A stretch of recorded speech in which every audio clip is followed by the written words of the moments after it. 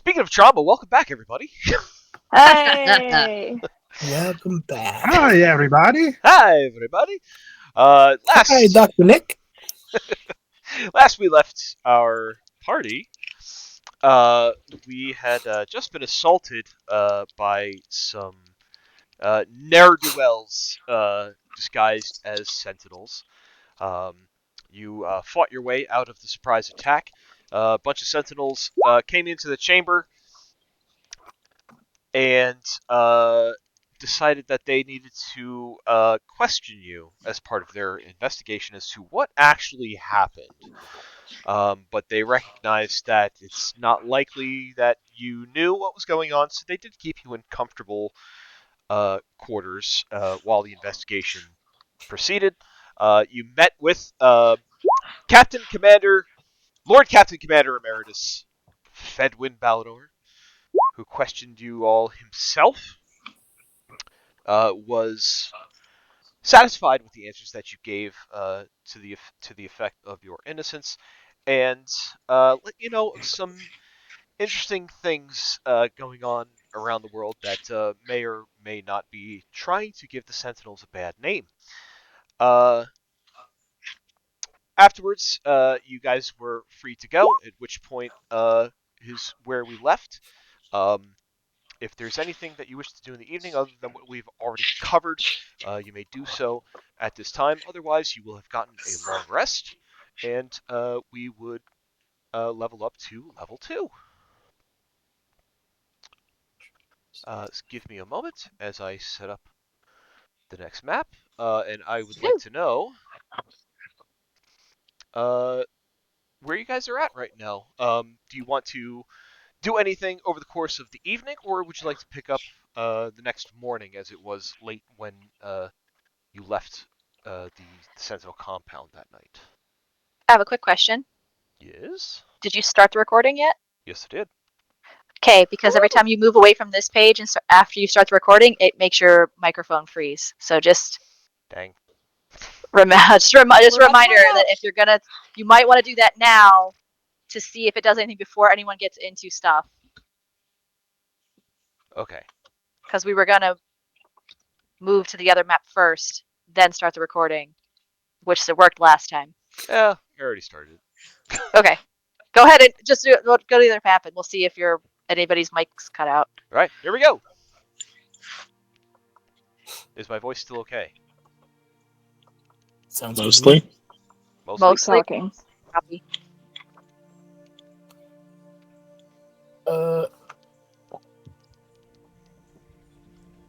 Yeah, what are you supposed to do?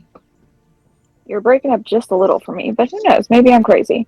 I can't hear you at all if you're talking right now. I'm not saying Yeah, I haven't you're said anything. Okay. Oh, you were Okay. quiet. Yes, I was quiet.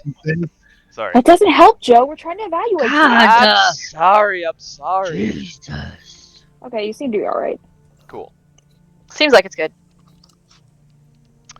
So, as I said, night has fallen. You are released from the Sentinels' investigation. You do have rooms still waiting for you at the Blue Elephant if you wish to go there. So you may play out anything additional that you wish to do over the course of the evening. Otherwise, you may pick up in the morning. At which case, I believe Nariko's Q&A session at the still somehow going on expo is still on the next day. Look, people bought tickets for this thing. It's gonna go on. Before heading back to the Blue Elephant at night, Yuki would like to take a little bit of a walk and see if there's any like local herbs she can pick up, like I don't know, dandelion root or some nonsense. Pretty much like on the way from where we're at to the Blue Elephant. I'm not gonna go on a whole big gallivant thing. Don't wreck your brain. Ren will help you. Don't wreck your brain.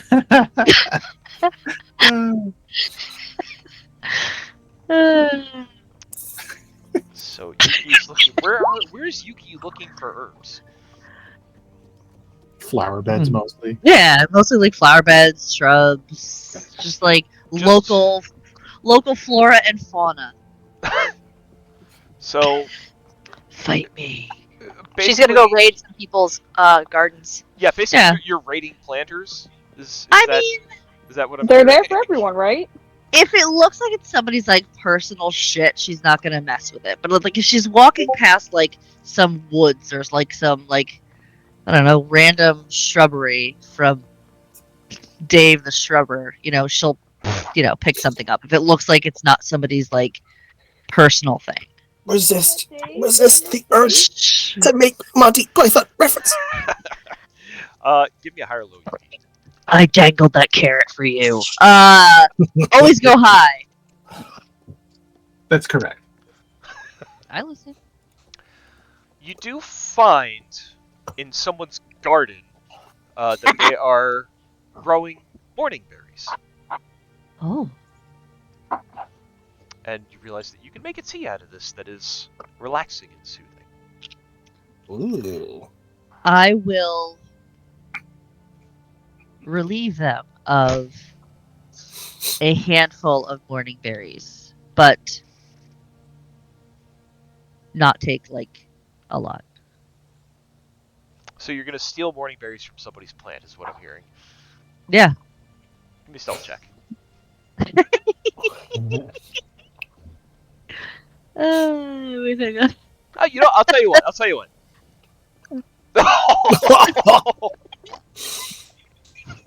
7. Oh, dear. Is anybody with you, Yuki? Oh wait, Ren was giving you Ren's help, with right? me. Ren was with Ren, you.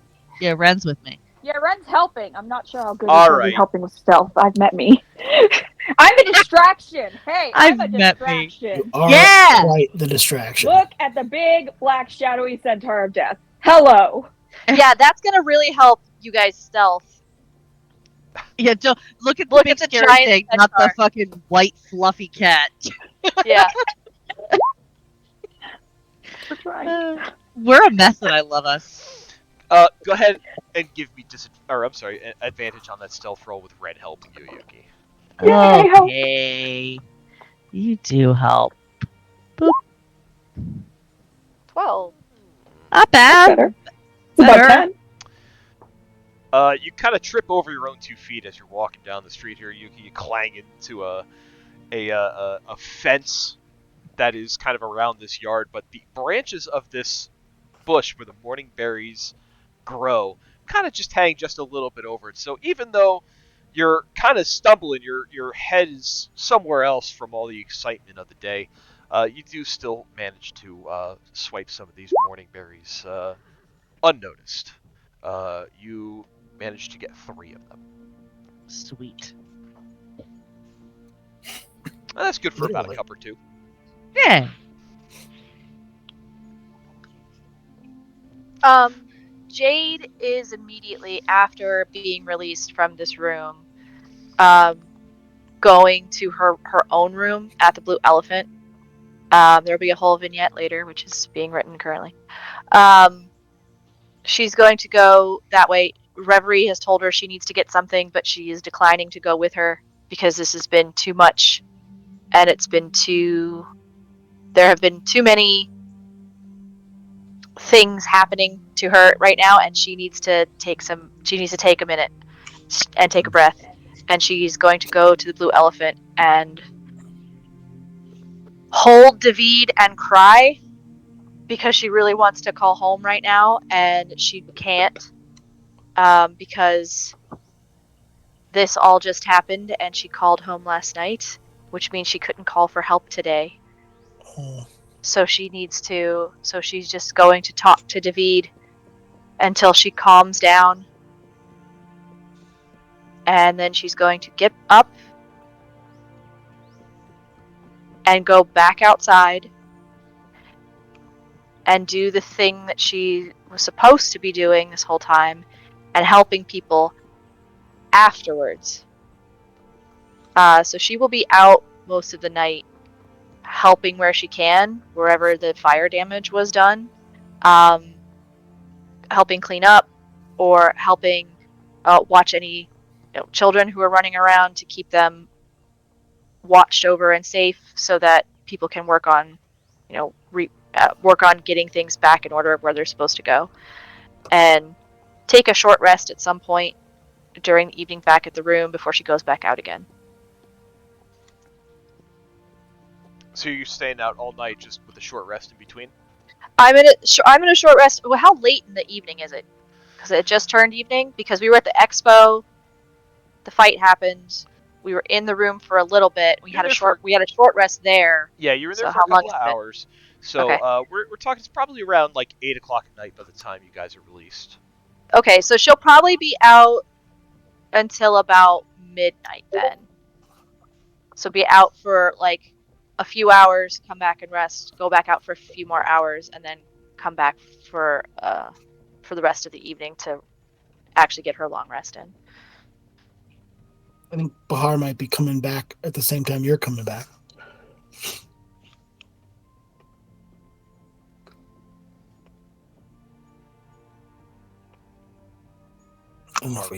Bahar returning from the docks after. Yeah, like I mean, like I said, she would have been helping folks like right after the whole thing. I had said last week we were all helping, the folks who were hurt, but then the whole like her wandering around the docks happened after that, so she probably would have come back pretty late. So Goes back. Anybody else looking to do something this evening? Reverie has things to steal, which we addressed last week. Yep. And then she will return to her room, and she has 2 rituals to perform. She's going to summon a familiar. Okay. And then she's going to try and figure out this next ritual in her book. And as far as she could tell, she did everything right, but it didn't work. So, but she's going to stay up all night trying to figure out what went wrong. Okay. Oh, so you're gonna be in the room just up? Yep. Okay, cool. So if you want to do something when your character comes in and there's an owl there suddenly. I will let everyone else get through their things they're doing, and then I will engage with that. Cool. Yuki, Ren, how late do you guys stay now? I don't think Yuki would stay out that late. I think she'd probably wrap it in pretty early. It's been a big day. And I don't know, maybe like 10 o'clock. And she just head up to her room, and just meditate and then go see these. Agreed, except Ren is still trying to figure out how to make this bed work the best for him. Why aren't things made for people like him? This is just not very pleasant. It's racist.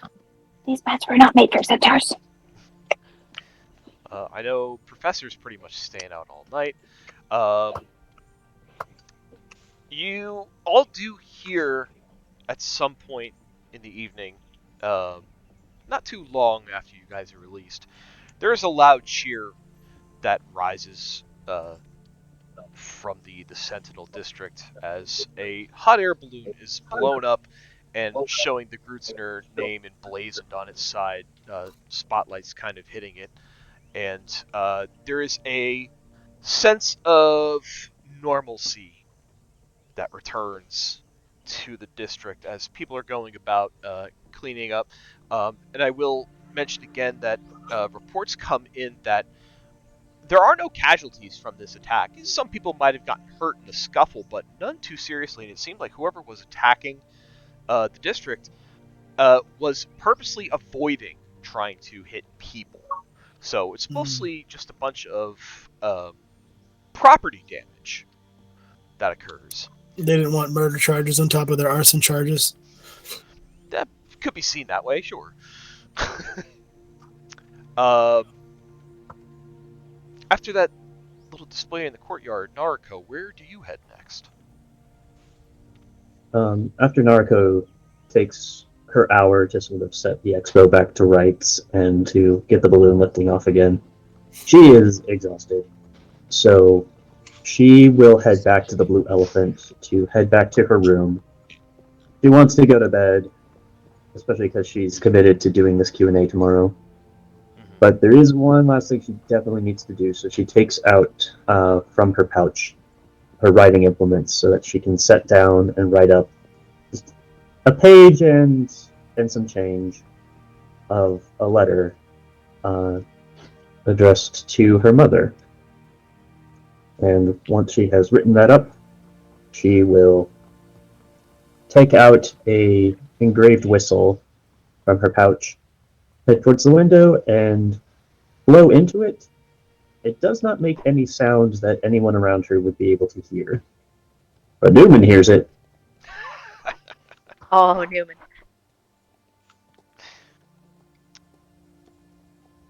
With a few seconds pass. It's not much time. You do see a little Modron start to flutter up to your window. Whoops.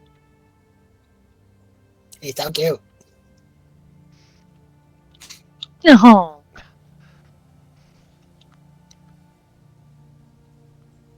Little thing flutters up to your window, perches on the edge next to where you heard your whistle, and he looks at you, Nariko, and he says, "You called Lady Nariko, Miss Nariko, Miss Grutzner."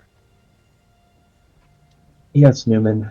I need you to take a letter back home to Point Pleasant. It's for Mother. Oh, sure, I could do that.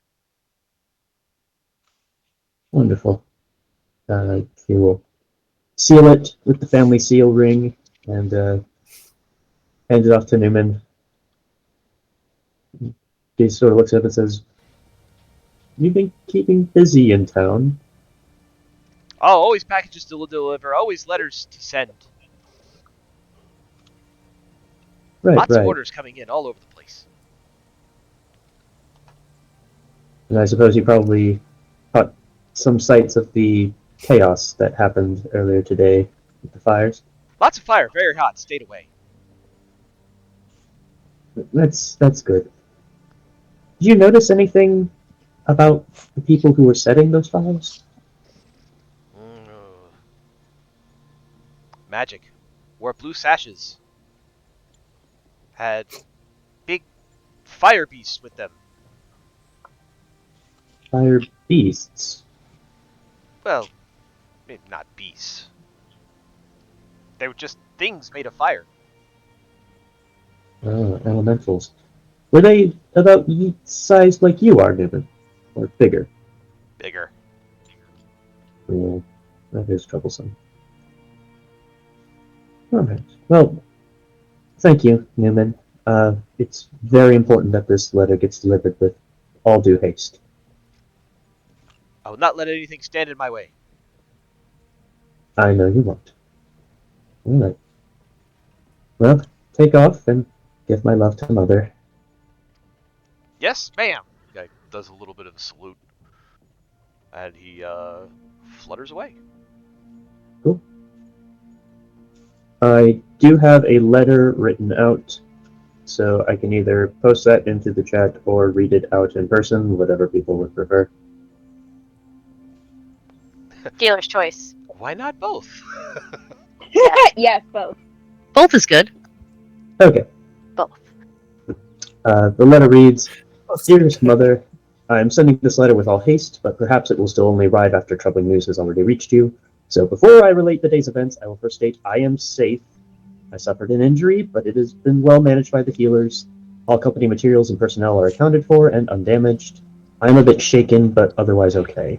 I am rather tired from the day's events as I write this, so I apologize if I am concise with details in my report. I'm going to skim through a bit that she describes meeting Kiona, that she met a set of fellow travelers. The event went off, there was the disruption. Kiona led them down to the vault, turned out to be a shapeshifter. They had the battle. In the ensuing battle, I suffered a wound to my abdomen from a mage's magic missile. I'm ashamed to report that I was still wearing that lovely dress you had personally picked out for me to wear at the event. I promise I will attempt to find a tailor to mend it before leaving the city. My wounds were closed with healing magic later on, and the residual pain is bearable. Some of my companions suffered worse than I, though thankfully we had no fatalities. I want to thank you for granting my request to make use of the second floor gallery for target practice. I still had the Jaeger prototype musket in my hands from the demonstration and needed to make use of it for self-defense. It proved effective.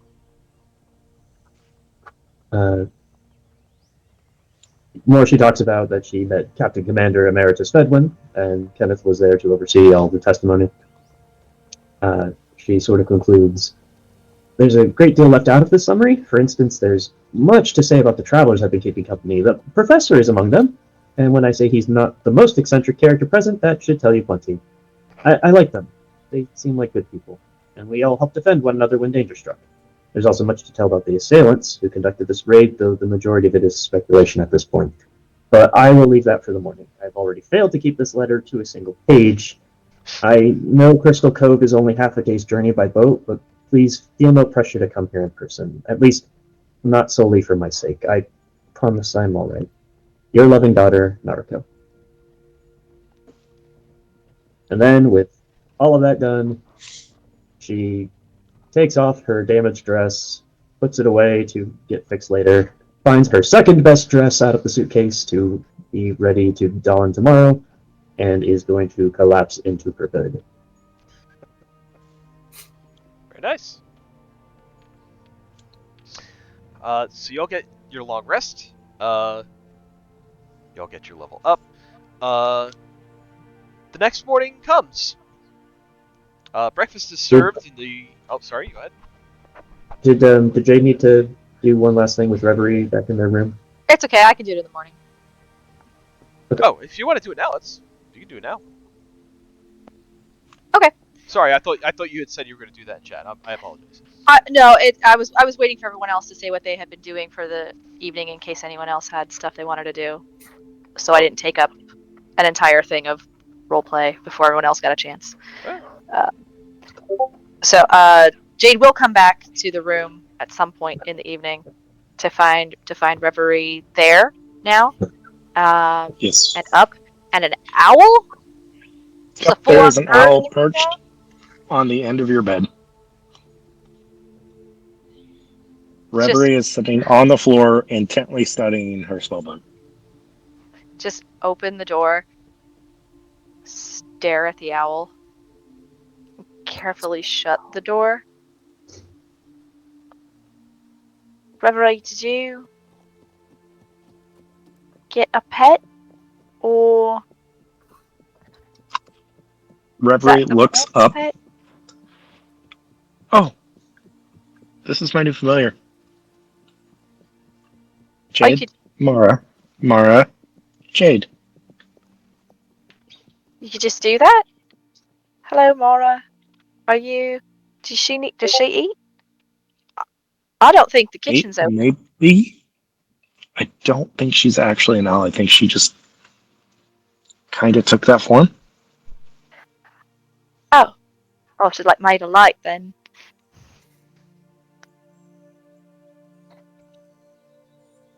Solid light. Alright, well, I'm gonna sit. Mara, I'm gonna sit here next to you. I'm not gonna get too close to you, but I'm gonna sit next to you. Close enough to you. I'm gonna sit here. And then she's just gonna sit down on her bed. Mara doesn't move. It's creepier that she doesn't move. She just tilts her head. Can I pet you? Can I pet her? Can she hear me? Can she understand? Yeah, I think so. Can I pet you? Go ahead. Just reach out just gently pet her pretty feathers.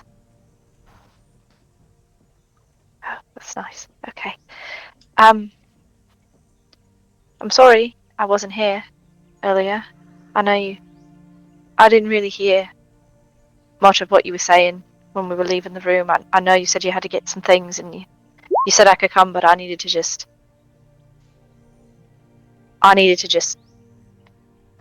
be alone for a bit. Are you alright?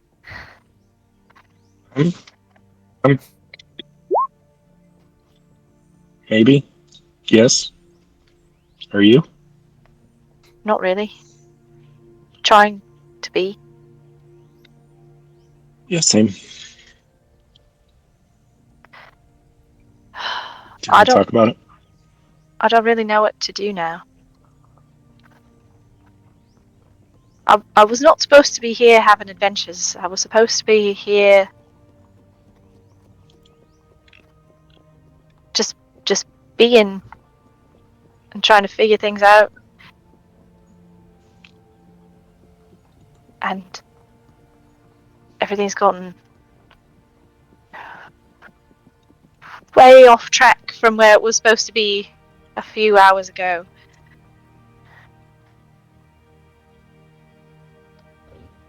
We were going to go to the library today.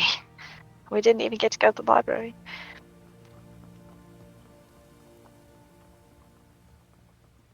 Yeah, you're right. We didn't. Maybe we can tomorrow? I mean, tomorrow's a new day. Do you think that person who was pretending to be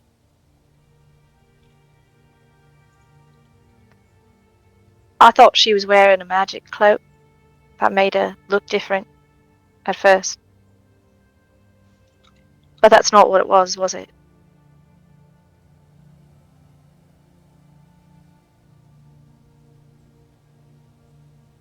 When the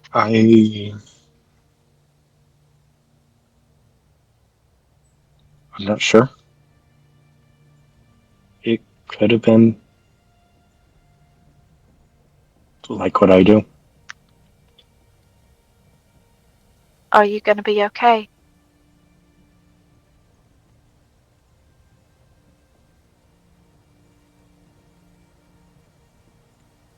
I don't know. Jade will get down on the floor and just hug her.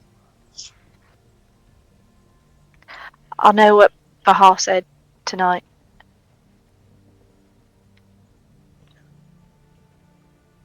I won't let anything I happen know to we you. were talking about traveling with some of these people, but if they find out that I can shape change too, it might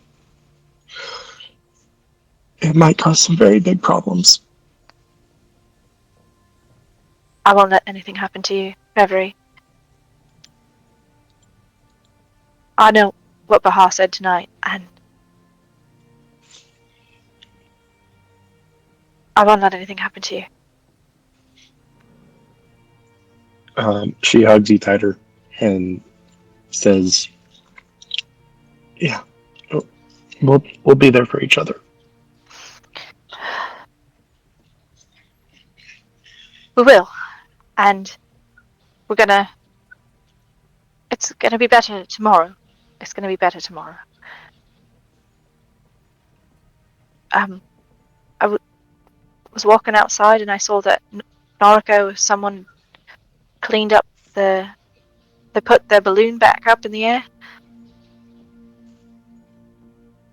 Yeah, I heard some chewing, I think. Yeah. And looked out the window. There were quite a few people still out. Well, It's getting late, so hopefully that's good. It was. She's gonna sit back a little bit. Still keep her hands like on Reverie. It was really weird because I thought there was gonna be a lot more people hurt, but when I was outside, it was like they really only were targeting buildings. It's like it really was just a distraction. They didn't really want to hurt anyone. So I really don't understand. I really don't understand what all this was even for. What all this was about. And if Reverie, if she can do what you can do, what if she comes back?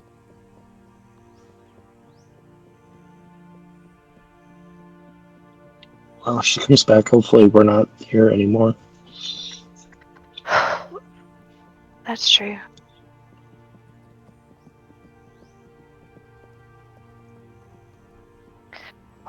Well, sorry, I didn't mean to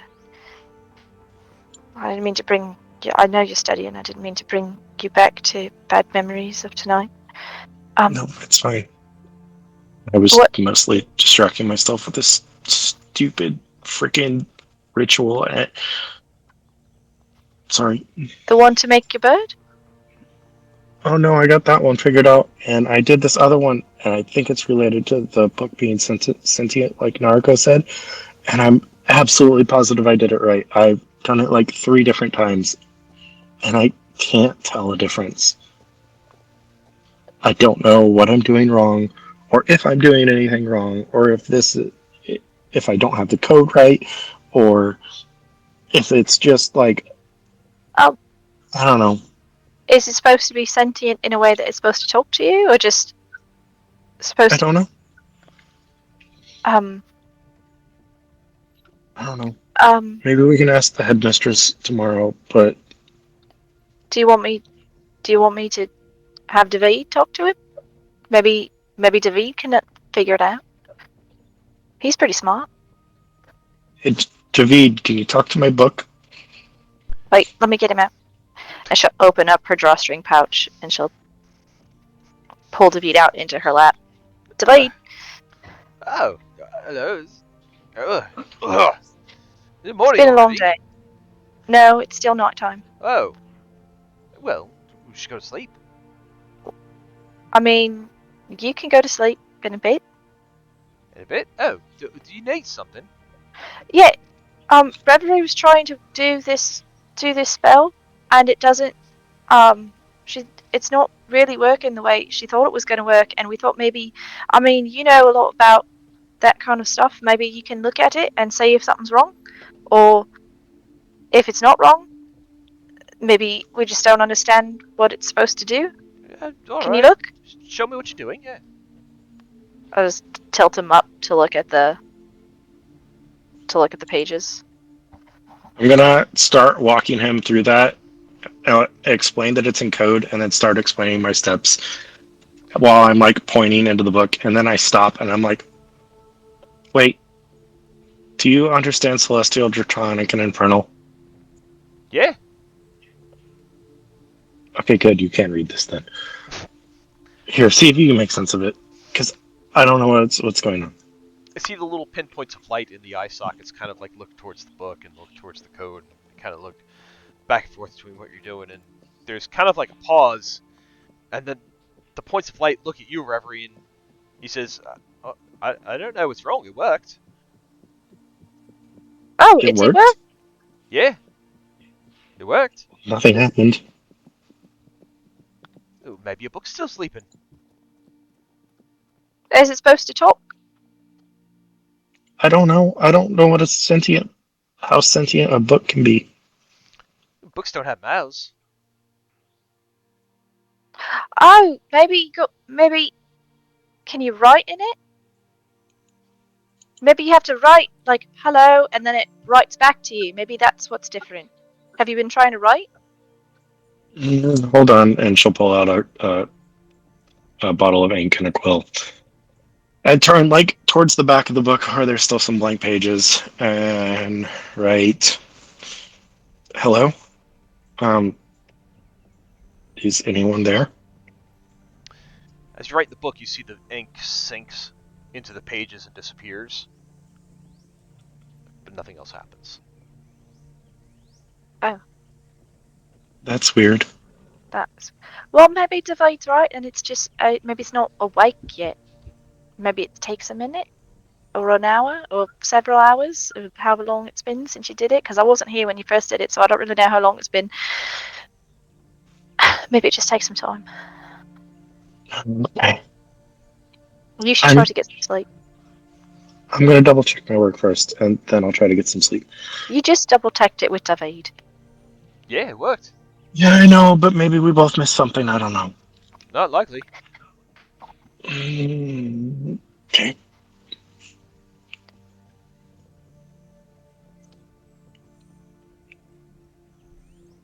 I can sit up and watch your book if you want while you sleep. No, there's no point in you staying up.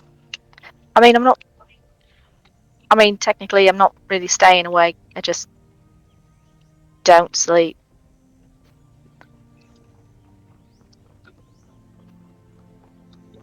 which is the same thing but different in that I actually can't sleep, so it's different. I mean, I won't. I stop staring at you most of the kind of. I mean, I do a little bit. Sometimes you make a very cute noise in the middle of the night, and I look at you, and then I get distracted, and then I'm staring at you, and I forget I'm staring at you, and I stare somewhere else after a bit. But I'm not really not sleeping. I'm just not. I'm aware and awake, which is different than sleeping. I,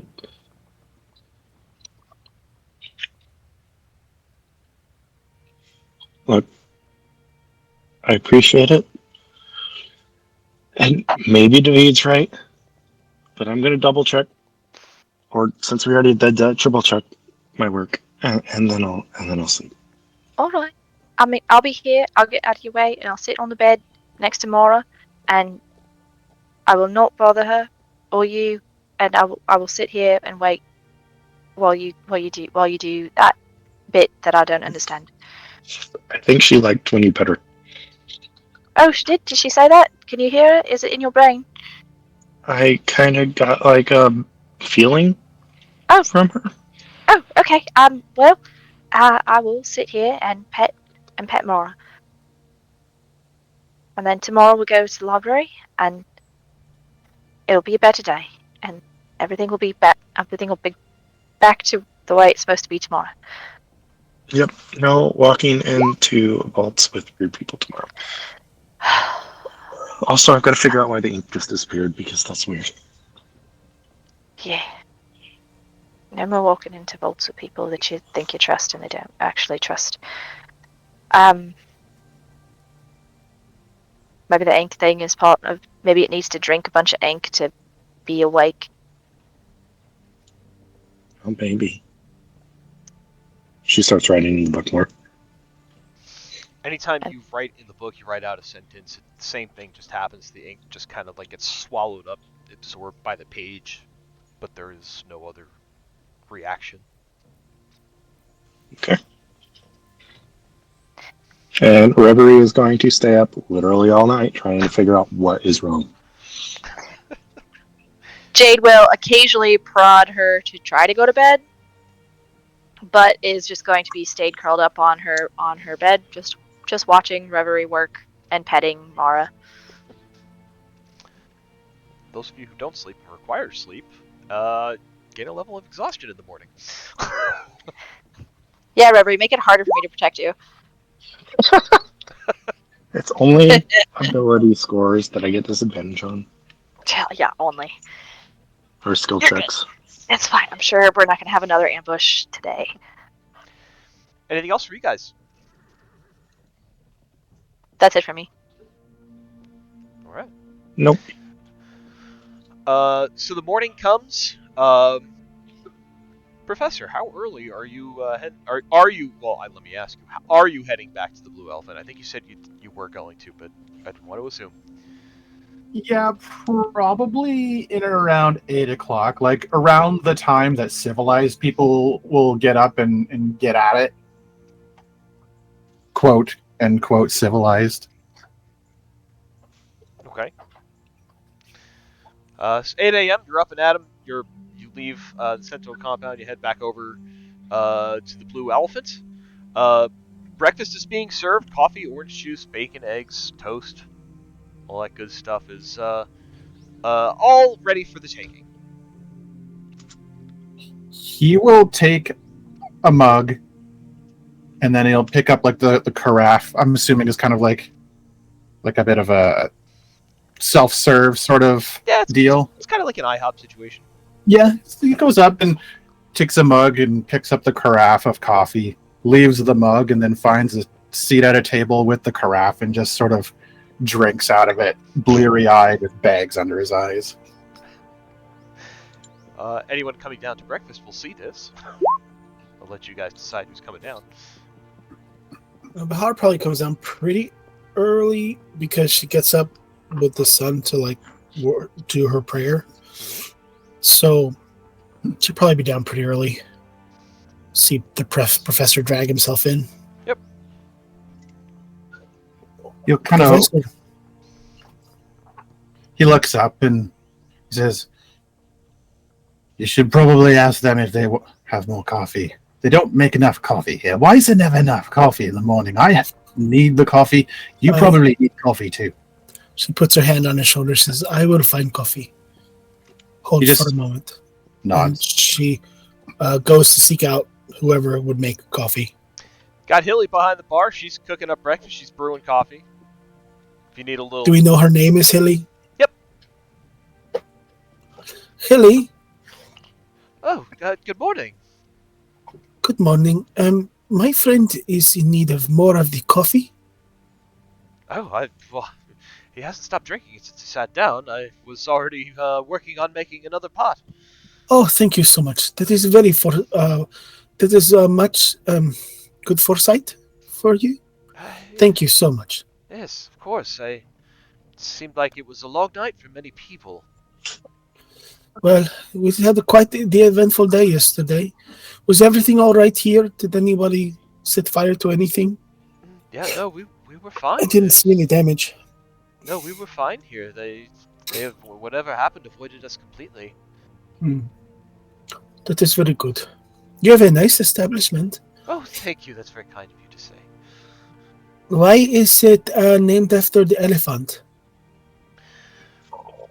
There was a great sentinel back in during the forming of the sentinels. His name was Rez, and he helped build this very building that you're standing in. So they decided to name it the Blue Elephant after him. Perhaps I don't understand. Is it the language? Are you saying that he was an elephant? Oh, yes, sorry. Not an elephant. Well, elephant is a colloquial term. He was a loxodon. Oh, I will pretend I know what that word is and nod politely. And I go, I say, well, it is lovely, this house. Thank you for your hospitality. I put a silver on the table. Oh. And say, for the extra coffee, I will have it more as fast as I can make it. She nods. Goes back to the professor. The coffee is on its way, my dear. Do you often stay out all night? He kind of scrunches up his face like, was it all night? Yeah, I guess it was all right. No, not usually. I don't typically find a lot of energy on my own, so I need to get a little bit of sleep. Last night was a bit different than usual, I guess. What? We went to a lot yesterday. Are you okay? Oh yeah, I'm fine. A little tired. How are you? Did you get any sleep? Did you manage to get to bed at a decent time? Well, it was late when I came in, but I did sleep. I'm used to sleeping for about 6 hours. The Sultan had us up very early. But if you may, how do I put this? If I may ask, is it a question that has plagued you all night? Yeah, I suppose you can say that. I went looking for answers and found more questions. And I'm the type of person who doesn't really like to not know the answers to things. I found that is often the case. When you seek answers, you find more questions. Yeah, I guess that's right. I guess I've been lucky all these years finding things where I've looked, but I don't know. Give me some time. I'll figure it out on my own, I'm sure. You do not need to carry the burden alone. You have friends. Perhaps the insight of some of the others could help. Well, this is true. Well, perhaps once everyone makes it down here, we can have a discussion, and I'll let you know what my findings are. Yes, it would make sense to have us all tell us you tell us all at once so that you do not have to repeat yourself. He nods as he casually tips up this giant jug of coffee and is drinking long and hard on it like it was like water after a heavy night of drinking. At least repeat yourself more than normal. She's looking around. What kind of foodstuffs are available other than coffee?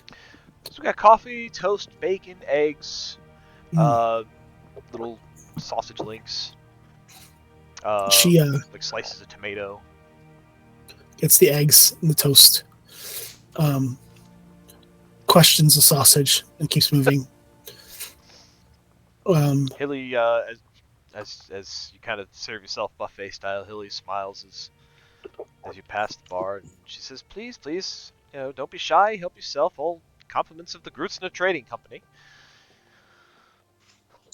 I will be sure to thank Lady Nariko later.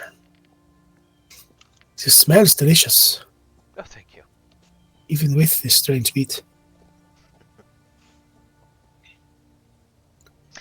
Nariko is probably going to get up on the earlier side today as well, since there's, again, business to attend to. So she'll make her way downstairs. Joe, about how long would I expect before I would get any sort of reply message delivered from Point Pleasant? It would likely be before lunchtime because Newman was set out kind of late at night, so probably would have arrived at Point Pleasant while Katerina was asleep. And you would know this. She would likely be sleeping by the time he got there. So the message would be waiting for her as she woke up, even earlier than you're waking up now. So it would take her a moment to read the note, gather her thoughts, write back, and probably either send Newman back to you or hop on a ship herself. Gotcha. Have I been able to get my magazine subscriptions delivered to me on time? Yes, they're waiting for you right under your door, first thing in the morning. Excellent. I'm gonna have my horoscope ready to look over as I come down for a quick breakfast.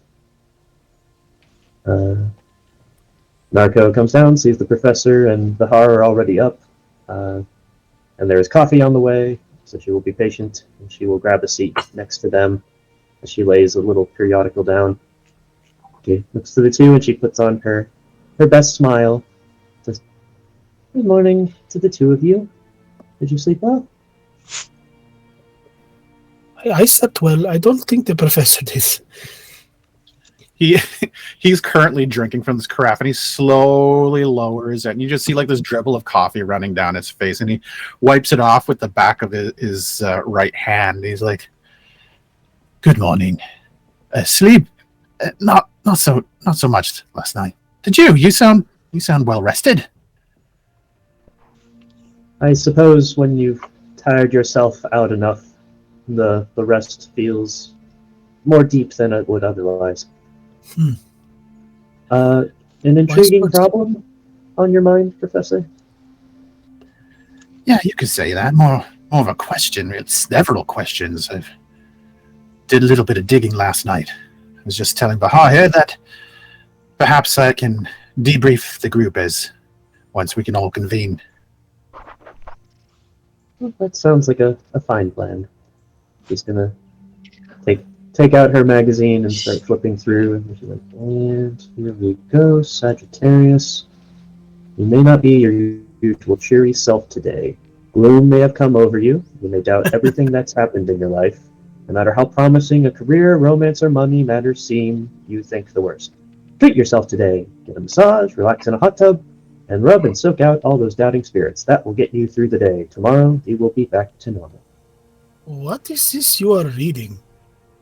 Oh, apparently I subscribed to it at some point. I really don't remember when, but I keep getting them delivered. I keep finding my door pretty easily, actually. But it's nice. It has horoscopes. There's an advice column that I like to follow. Some of the latest fashions from here and there. Can I see? Yeah. She hands it over to Bahar. But she doesn't even need her handed over. Like Bahar's gonna like hop down like next to her, like to kind of look over her shoulder at it. And then seeing Ren come down. Ren!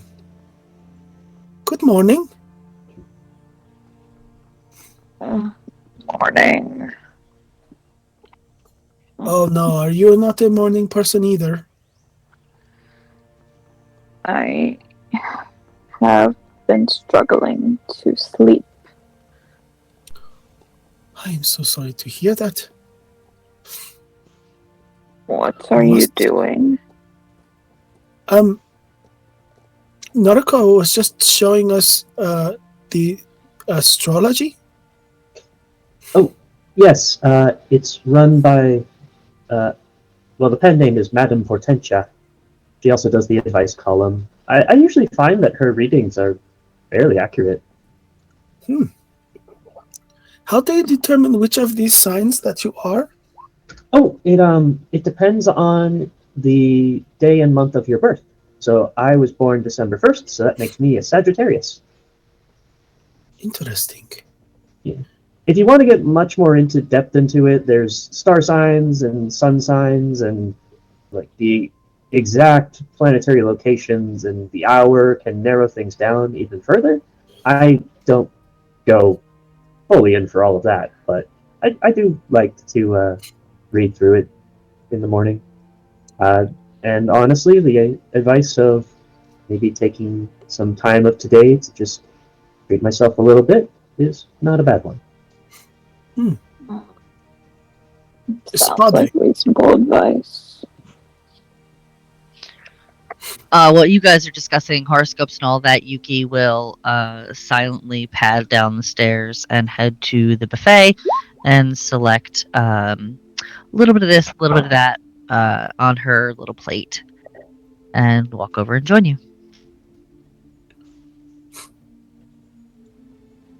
Good morning, everyone. Looks like she looks at each of you. Looks like some of you slept well. And she slants her eyes to the professor and says, some not at all.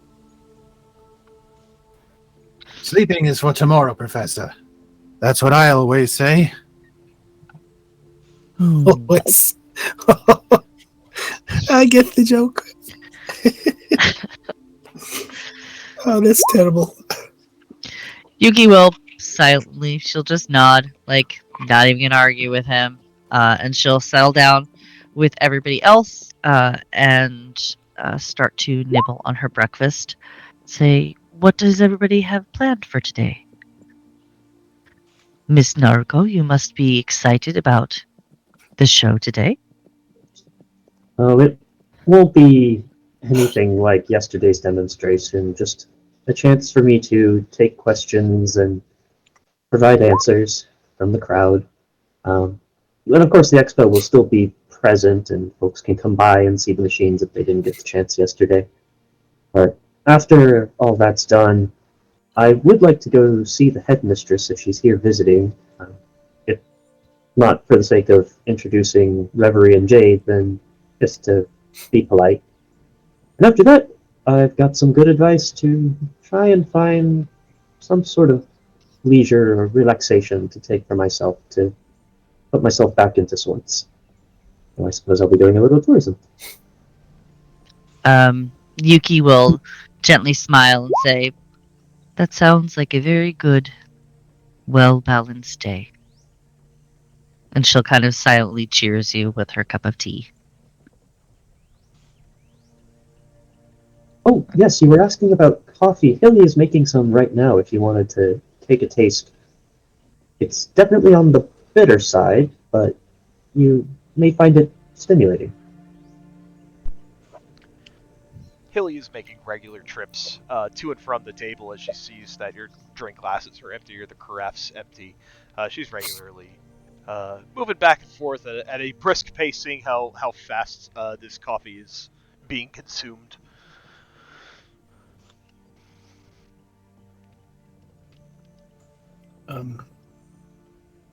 Oh, and Yuki, you were here to represent your monastery at the festival. I presume you'll have your own booth set up. Well, I was in the process of speaking with I guess, fake Kiona, not actual Kiona, about what my responsibilities here will be, or what the Sentinels would like from me. I would be honored to represent the monastery and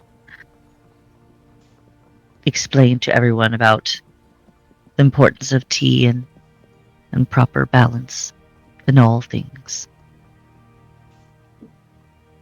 Well, you did a lot help setting up with my event, and you were magnificent when it came time to help defend us from harm. So if there's anything I can do to assist you with your contribution, please don't hesitate to ask.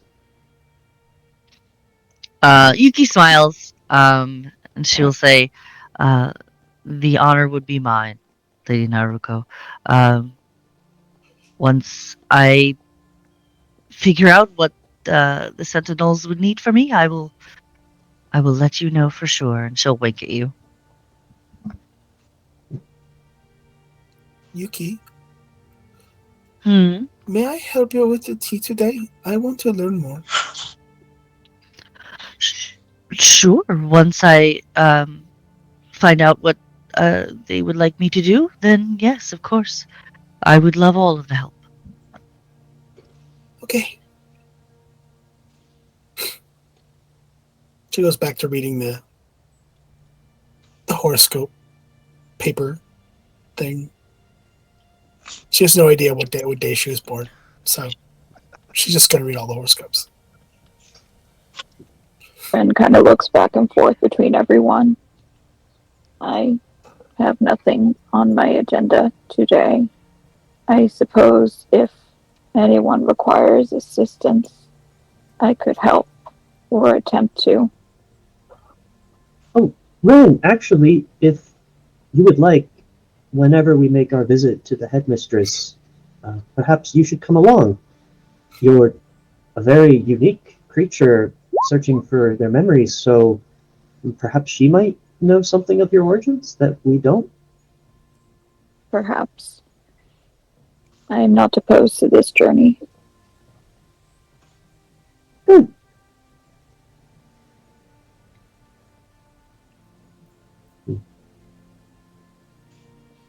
Do we need to go wake up Jade and Reverie? I think they're the only ones missing, right? Yes, I don't think they've come down yet.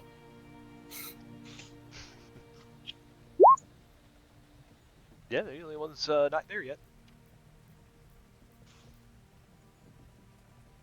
Nariko will check her pocket watch. How much time does she have until the Q&A starts? You probably got about an hour. Okay. She'll give them another 15 minutes. So it's rolling around like 9:30 in the morning at this point. Oh, I didn't want to interrupt everybody's thing. But given that I was actually awake all night, Reverie will leave her room much earlier than normal. Oh. Wow. It's only because Reverie didn't sleep. Is Jade? That- Literally only because Reverie didn't sleep. I don't have to deal with waking up, so it's not an issue this morning.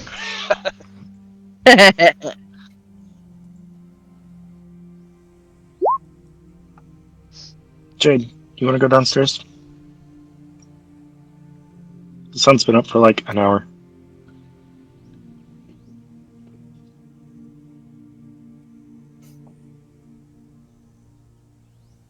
Jenna might be muted. Oh, sorry, I didn't realize I was muted this whole time. So with at Reverie's question, she's still laying there, just on her side, and she'll just blink once, and just sit up. Yeah, we can go downstairs if you're ready. I thought you'd be usually you like to sleep in, although you didn't really sleep last night, did you? So I suppose you just, yeah, let's go. We can go downstairs and get the day The day begun? Started? The day started? Oh, I probably should have slept. Still didn't mean, figure out what I did wrong, but I don't think you did oh well. anything wrong. David said you didn't do anything wrong. Maybe your book is shy. Maybe it's not talking yet, or yet to. Maybe it's part of the cipher. She's gonna stand up and like smooth her skirts out, and then put David back in his bag.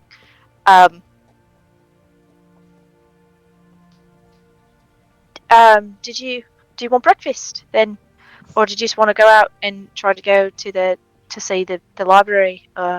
Headmistress Archmage Nessa, Nikki, Nergis. I don't remember what her name is. Somebody. There's an N there. Pretty sure. I think it was Nessa. Nessa. I should probably eat since I didn't sleep. Yeah. Okay. No, let's go downstairs. We'll go downstairs, and I think I smell food. There's bacon. Oh, bacon. I think. Yeah. Okay. Great. Good. Sounds good. And I will dismiss Mara and head on out. Where'd you send her? She just disappeared. You did that, right? Or did she? Is she only here for a certain amount of time? Because she was here all night. Oh, I can dismiss her. Oh. And bring her back, and I summon her again. And this time she's on my shoulder. That's different. I don't. Okay, I'm gonna have to get used to that. She's gonna. Don't make it appear on top of me. I wouldn't ever do that. Thank you. I appreciate you very much, and you're very. Mara's great. I'm just gonna go. We're gonna go. Yeah, I just figured birds probably aren't like normally welcome in a place that serves food. So. I mean, no, really. I don't know. I've never been to this. I've only ever been to the one that we were at, and then this one. And you know, you're right. There was not any birds in the other one, although there were a lot of birds on the ship. That's true. Yeah. I don't know. But we'll find out. I guess we'll find out. Hilliers was really great, though. So I'm sure what was that last part? Hilly is really great, so I'm sure she'll be fine with Mara being around. But if not, you know, so long as Mara escapes, you just pop her back, pop her in, pop her out, do the thing. I'm gonna go get back to bacon. Yeah, I'm coming too. I'll ask about Mara. Okay, good.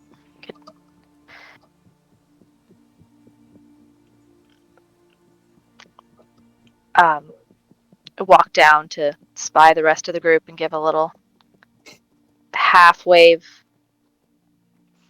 before going and getting some food for herself.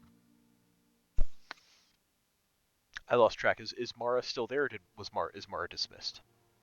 I dismissed her. Okay. So Jade and Reverie make their way into the little tavern area where the rest of you are currently gathered.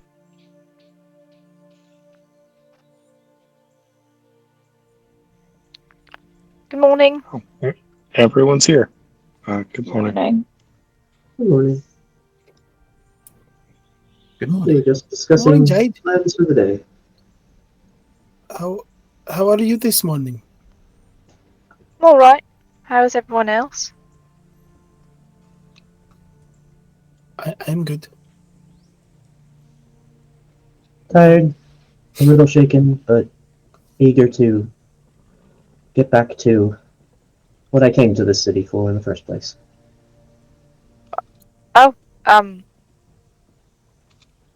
Back to the expo then? To the expo, but also to see and learn more about Crystal Cove itself. I don't know, seems a pretty volatile city.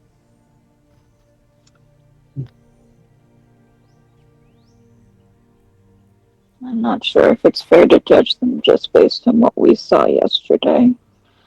Of course, they were also volatile 2 days ago, so maybe I should judge them more harshly. I don't know. Just a lot seems to have happened, and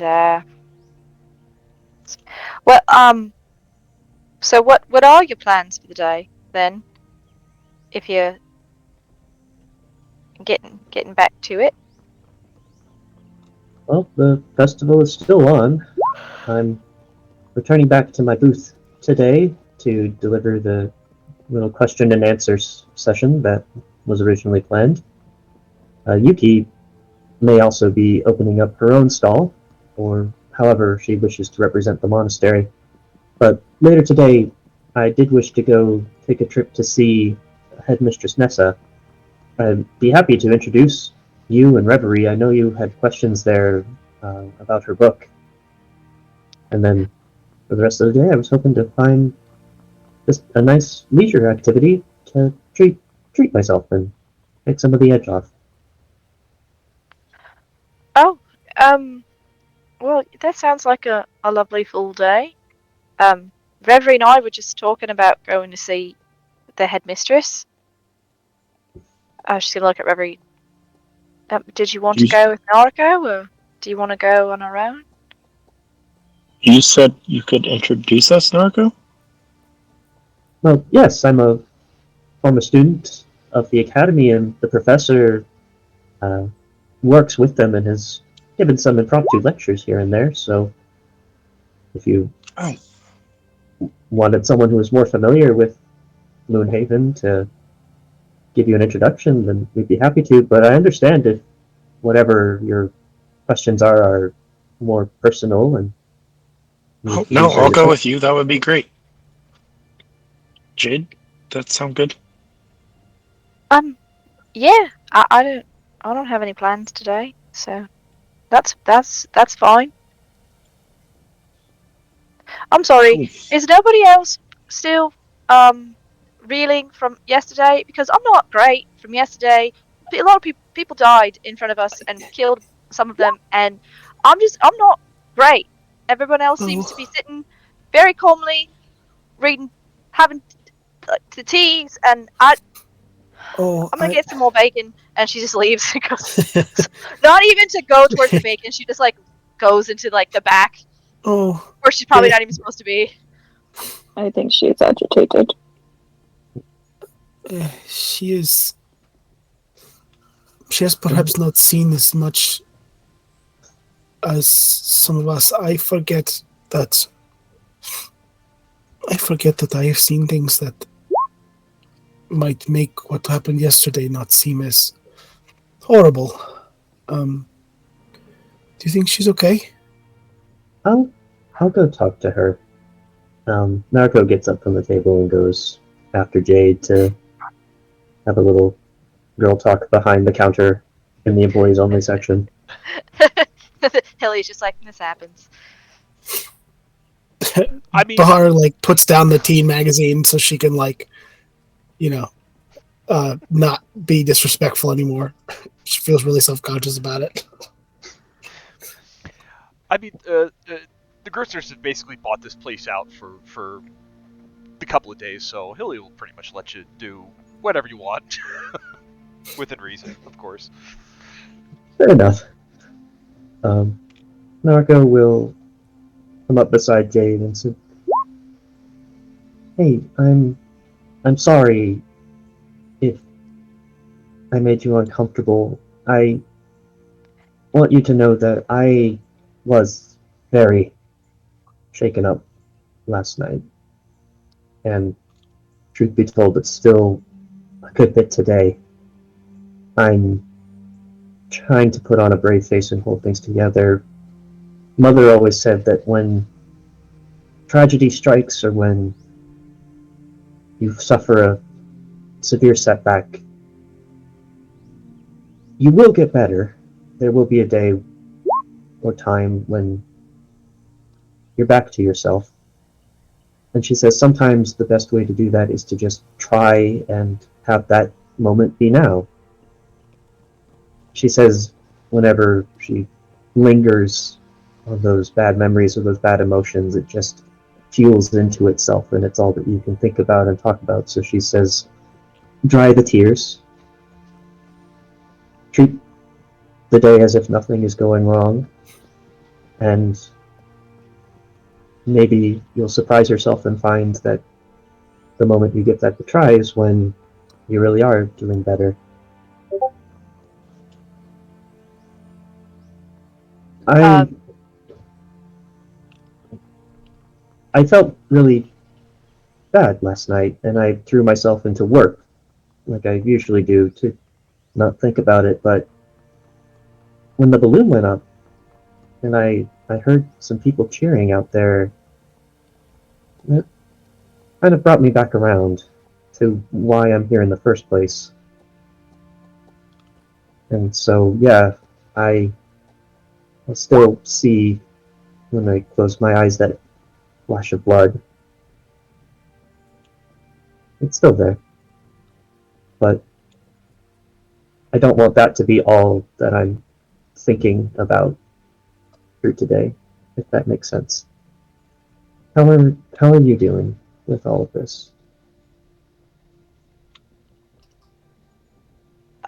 So Jade is just standing there behind the counter, like in whatever little alcove that Hilly uses between going back and forth to getting like food or drinks or something between the kitchen and here. And when Nariko came up to her, she was just standing there, just holding her bag again, just hugging it against her chest. And she's just watching her talk. And she takes her first breath when Nariko is done talking. And she just says, "I'm sorry. I didn't mean to make you feel like you had to apologize for anything. Everyone deals with stuff in their own way, and I know that, and it's I'm not like my sisters. You know, they are all so brave, and they could do anything, and they write home all the time about all the things that they're doing when they're traveling, and then they come home, and it's great to have them there. And I don't know how I am, and I don't know how I'm doing. And I went out last night, and I was helping people, and no one was hurt, but I was helping clean up, and I was helping watch some kids, and just keep them, out the way while other people did things, and I felt a little bit better, after doing the stuff that I was supposed to be doing. I'm not here supposed to be having an adventure. I'm not supposed to be adventuring. I'm not an adventurer.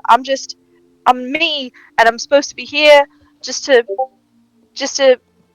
go to all the places that I read about, and see the world, and meet people and make friends, and it's not supposed to be fighting and getting lured down into lured into anywhere that someone you trusted was supposed to take you to. And I'm sorry. I'm not. I don't mean to. Your mum is right, and I mean, my dad says something similar. That it's okay to be upset, and it's okay to cry, and you can take as much time as you need, but eventually you're gonna get up one day, and it's not gonna be so bad anymore, and you're gonna have a day that you don't remember it right away, or it's gonna be. I don't know that I'm there yet, though. It was yesterday, and I felt better last night, and I thought this morning when we were gonna come down here, I felt fine until I came down here, and then I'm not fine anymore, and I don't understand why I'm not fine anymore." Narco's gonna take Jade's hand, and because she can see Jade is starting to like spiral, and she's gonna say, "Hey, Jade, look at me." Hi. This trip has taken you very far from home, and it's not what you expected, right? No. But you didn't expect to meet Reverie, or me, or anyone else here either, right? No, I guess that's right. I didn't. I was hoping I'd meet people, but I wasn't really expecting to. It's scary. And I might be doing a better job of hiding it than you, but I am in the exact same boat right now. Really? And yeah, I got to go travel to Moonhaven to study, but I was only there for maybe a couple years, and I didn't leave my dorm room except to go to class. I don't really leave my room much before I came out this way either. And this right here is, it's like you. It's my first time being away from mom and proving that I can do things on my own. It's the first time I have responsibility where I'm seeing all these places that I've heard about and read about, and then this happened, and it was rough. But one thing that I really, really don't regret, even with all that, is that I got to meet all of you. You very strange but wonderful people. I've only known you for a short time, but I've never had any friends closer than you are. And that probably sounds very pathetic now that I say it out loud, because I've known you for like a day. But Reverie's the only friend I've ever had. I just met her like a month ago, and then I got to meet all of you, and it was really wonderful. And I don't regret meeting you either. And I'm really don't let the bad surprises take away the joy from the good ones. 'Cause that's your victory. You've earned it. okay. And even with all the fighting, you made it through the other side. You had your magic and your skills that your parents gave you to protect yourself in times like these, and you used them. You never want to. I never wanted to shoot my gun at a person, but I'm definitely not regretting the time I spent practicing with it before I came here. I never wanted to make someone remember every single thing that ever hurt them all at once. I've never done that to a living person before. But if you hadn't, I might not be here this morning. So That's true. And if you hadn't, I don't think any of us would have been here this morning. So if it's okay with you, if you want, you can go upstairs. You can take your time to be in your room or wherever else you need. But if you would like, when I read through my magazine this morning, my horoscope had some advice that I thought was worth listening to. Would you like to come over and you can treat it like a little game? Oh. And she'll just slowly lower her bag back to her hip. I'd like to be out of my room. I'd like you to be out of your room too, because I would like to spend the day with you guys. I'd like to spend the day with you too. Yeah. Okay. So my birthday is December 1st. When is your birthday? Oh, she just stares for a second.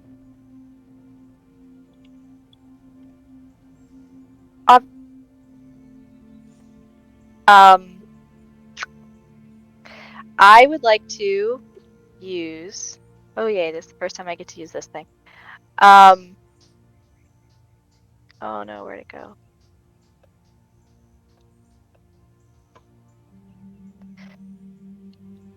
So this is strictly for roleplay purposes. I would like to use my knowledge of a past life to try and remember my birthday. Okay. That sounds actually entirely appropriate. That's a very entirely appropriate. So, Give me a history check. God. Cool. So a history check. That will be a 5, so I get to add a d6 to that. Okay. Nariko will add guidance. So you're up to 9. Ow, come out. I feel like it should be a DC 10 to know your own birthday. Yay, I got an 11. Most people can do. 11 is good. 11 is... Do you have a date in mind, or shall I choose one for you? Choose one for me. Guess what I'm gonna do? Oh, that rolls high. Cool. So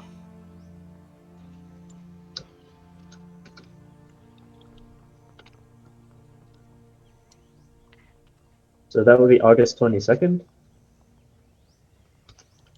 That was very quick. Holy shit. That was Google is great. Google is great. Cool. August 22nd. You're a Leo.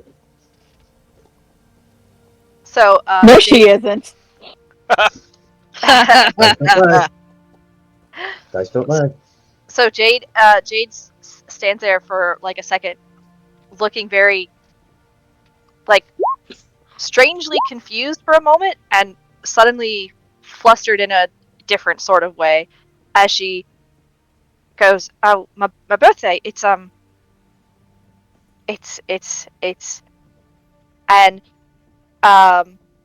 she closes her eyes tight, like she's trying to remember something, and takes 3 points of psychic damage as a small. But when she opens her eyes, and there's a little bit of bloodshot to her left eye, and she just says, "Oh, it's what was the date again? August 22nd. August. It's August 22nd. It's August 22nd. Okay. I don't have a bit of a headache." Let's get you something to eat, and then when Bahar's done with the magazine, we'll see what your horoscope says. Let's play a little fun. She's just gonna smile. Kind of rub at her eye, and when she takes her hand away, there's just a little bit of pink on her palm, but her eye is cleared up again. And she says, that would be great. I would love to. I would love that.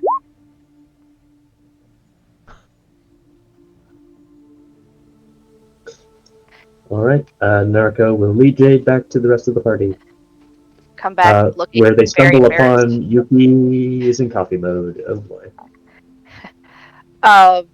Jade is very embarrassed about the outburst, but is kind of forgotten about as she just watches Yuki try to push stuff off tables now. Yeah. Hello? I'm sorry I ran off. Is that Yuki? Are you okay? I wasn't okay, and I ran over that way. And Noriko came and she talked to me, and I feel a lot better now. But you look, your tail is poofed out. Are you okay? Of course I'm okay. I had, and she points to the cup. Coffee. Yes, I've had coffee, and there's this very curious light on this fork, and she's just gonna continue to just tiny pushes. It keeps moving, and I don't know why. It keeps moving on the fork. You're pushing the fork, so it's gonna. No, the light. Don't you see the light? Yeah. Just gonna look at Nariko. Is that what coffee does? You were talking about coffee yesterday. Is that what that does? If you have too much, but I think she's still on her first cup, so I can only imagine that perhaps tabaxi are particularly sensitive. It would make sense given that she's very in tune with herbalism. If no one stops her, she pushes the fork off the table. And once the fork goes off the table, she cackles with laughter. This is like the funniest thing she's ever seen. She will just start laughing. Hilly swiftly comes by here, and the fork clatter to the ground. She picks it up. She goes, "Oh, I got that for you, dear," and she replaces it with another one. Yuki's eyes just go right back to the fork. And I mean, they're like still dilated. Like her eyes are like black. Okay. See? It's balance. One goes away, one comes back. So maybe we're all dealing with things in our own way. That makes me feel a lot better to know that everyone else is not great. I wish you were all great. If you are great, that's great, and I'm great, and we're all great. But I'm glad that I'm not the only one who's not great all the time. Great. I'm gonna sit next here. I'm gonna sit here. Yuki, did you want my fork? Did you want? I'll put my fork next to your fork, and then there's two of them, and then you can. That's more balanced, right? Because there's two now. Fascinating. I left my bacon. I'll just eat this while we're here. There will be more bacon. Oh yeah, Haley's been making up a storm in there. Well, Friend's watching all this and just sipping on black coffee. I think she'd be used to the caffeine since she drinks so much tea. Curious. Is that what's in it? That makes it boof like that. Generally. How are you, Ren? Tired.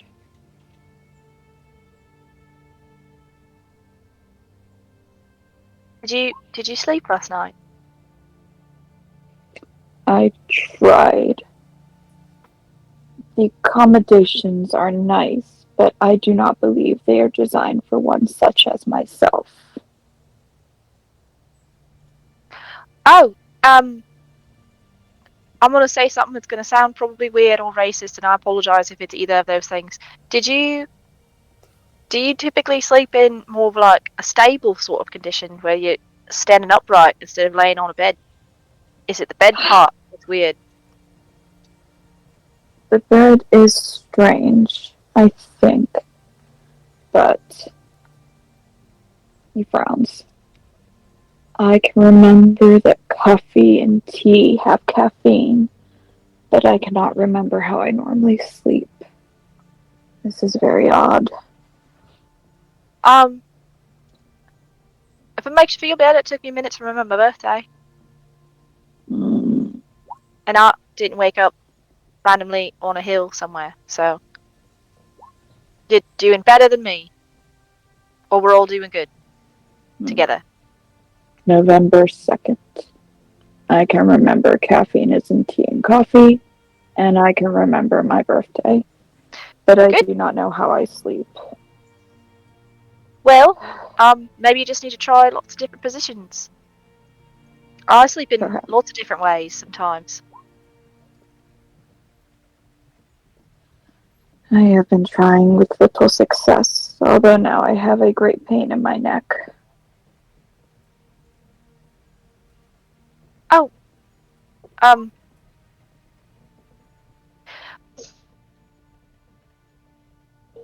Well, she's gonna look at Nariko. You said you wanted a leisure activity today, right? Oh, yeah, for this early, late afternoon, evening. Is there just a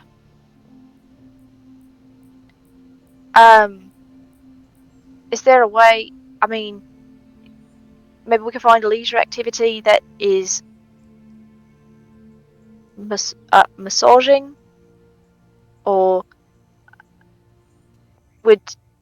would being able to go into the water somewhere. Sometimes water is good for sore muscles. Oh, yeah. If Crystal Cove may have a masseuse or a bathhouse around, that would be a suitable activity. I am not opposed to the idea. Well, then we shall need to ask around. Right. Well, I mean, we can definitely do that and meet people, and do such things.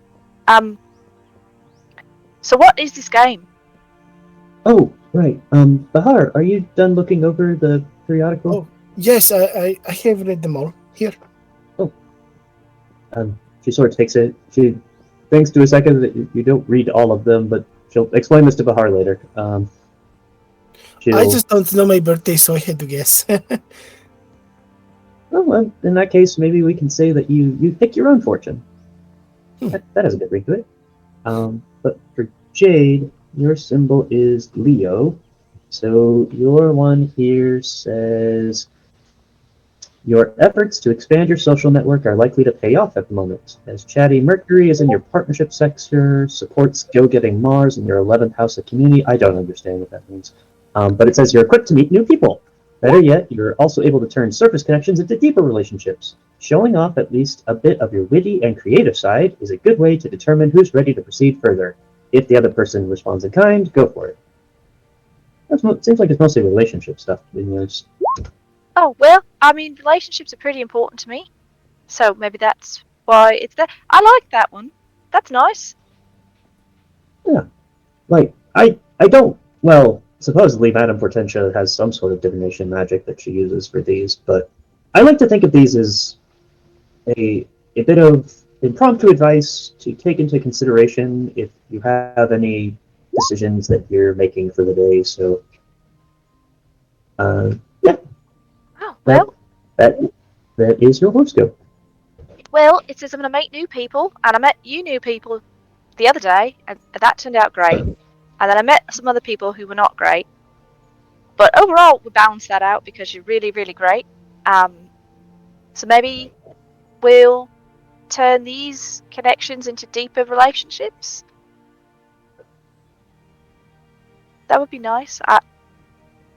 I do like spending time with you.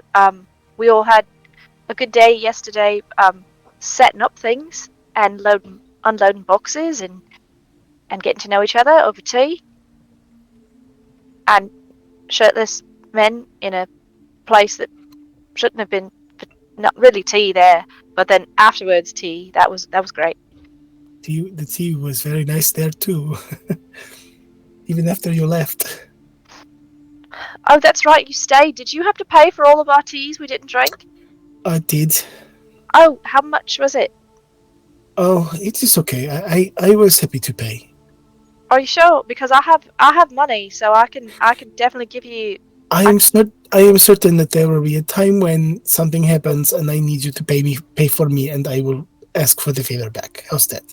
Oh, no, that sounds fair. All right. Well, thank you. I'm sorry we all ran out. Oh no! I didn't know. No, Glad you had a good time. Miss Nariko, I must say I didn't know about your age and your wedding plans at the time, and I felt terrible that we had placed you in that environment. I didn't know what we were in for either before we got there. But I will admit, once you left, it did get fun. Not because you left, but just because that place is fun for adults. Oh, is it bad for someone who's going to a wedding to be? I didn't like it because it was other reasons. But Nariko, is it because you? I mean, I know you said that one because you're here for the expo, and then your mum wouldn't be happy. But is weddings also a thing that you're not supposed to go? You're not supposed to go to places like that when you're going to a wedding. Nariko is kind of blushing a bit, but also sort of trying to figure out how she wants to say this. I'm going to have Nariko make a quick check here. Oh, she's bad. Okay.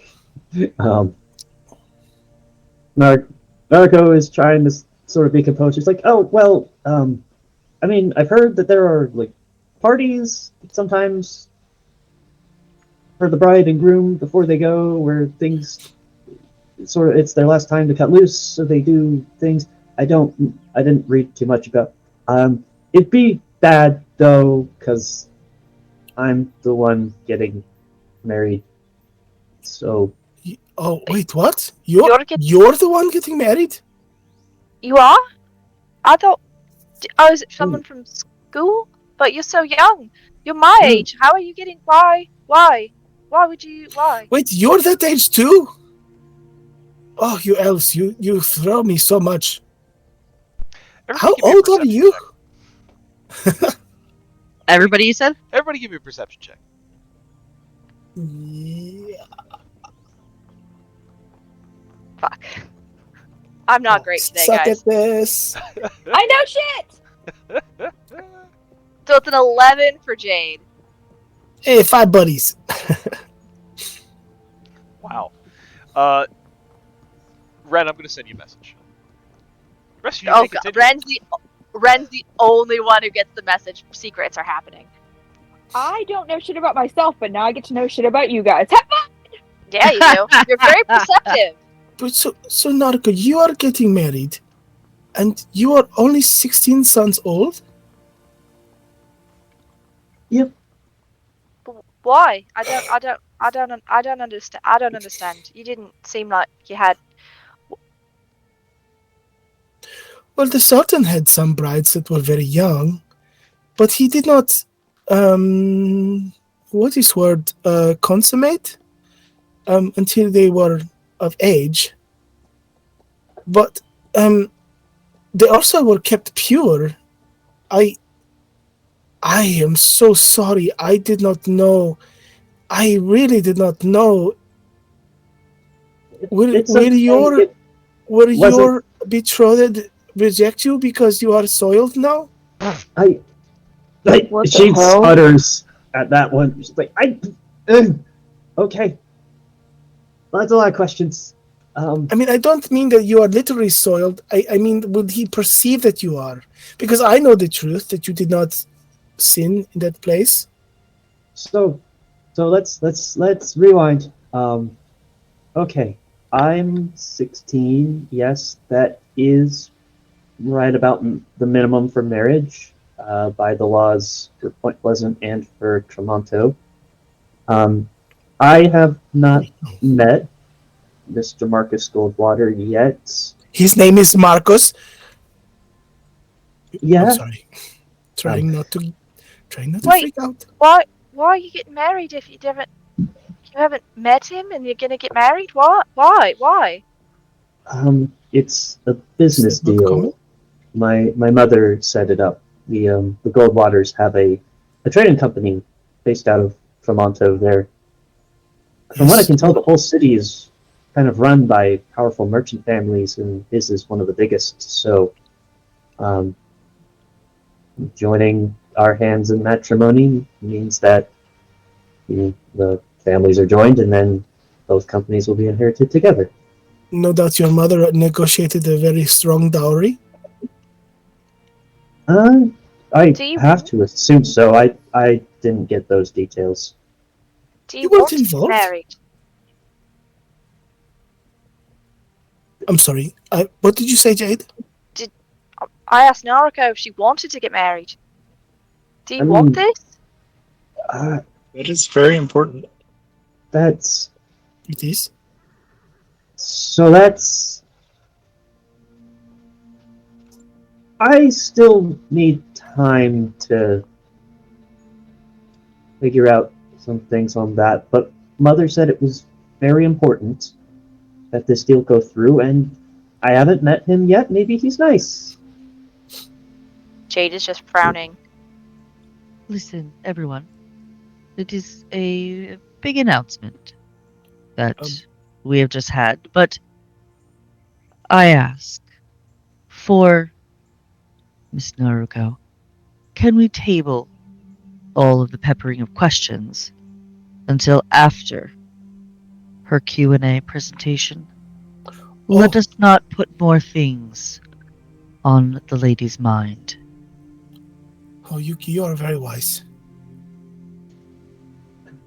The pancakes have worked, by the way. I did a roll to see like how long the caffeine would take effect.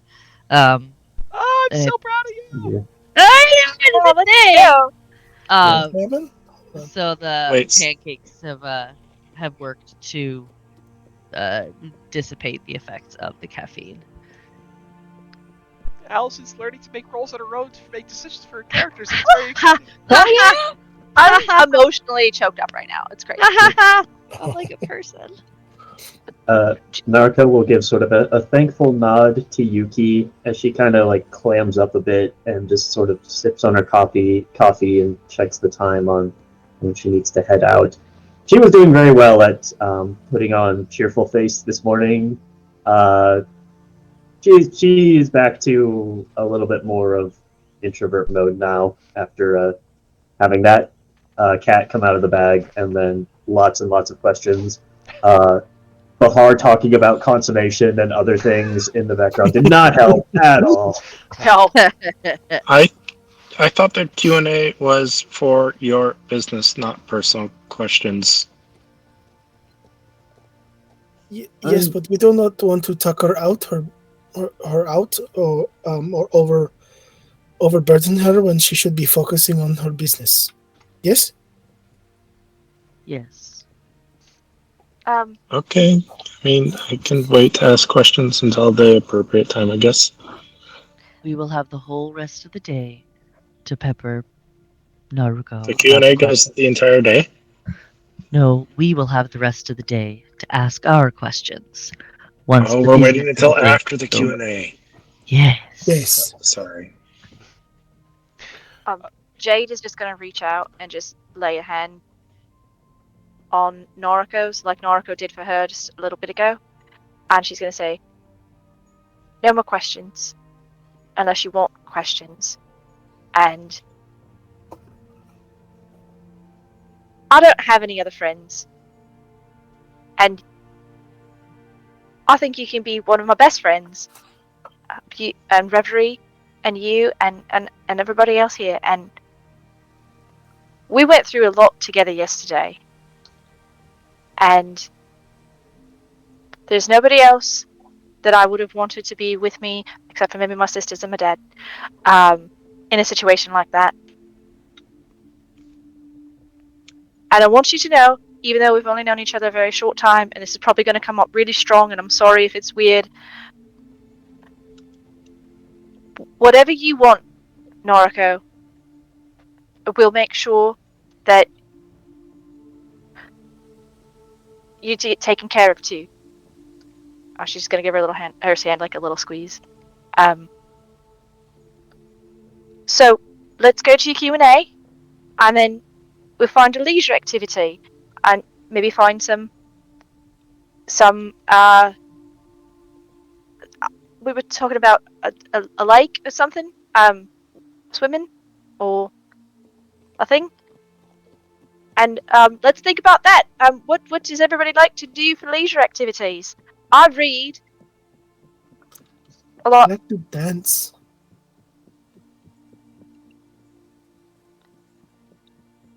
I read the Evasia.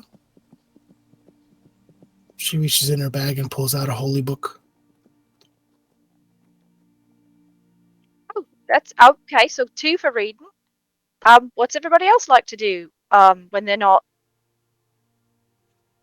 busy? Generally, I would also say reading, but I've been reading all night and I don't want to anymore. All night. I thought you looked tired, Reverie. Are you okay? I'm fine. I just couldn't figure out this stupid thing in the book. A puzzle. Yeah, it should have worked. It didn't. Wait, is the bird down here, by the way? What's the big, Nope. like... Okay. Good.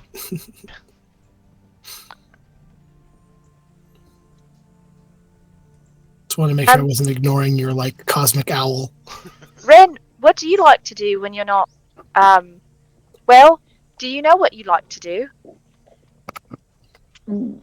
I think it's similar to Yuki's. I like to investigate plants. They are interesting.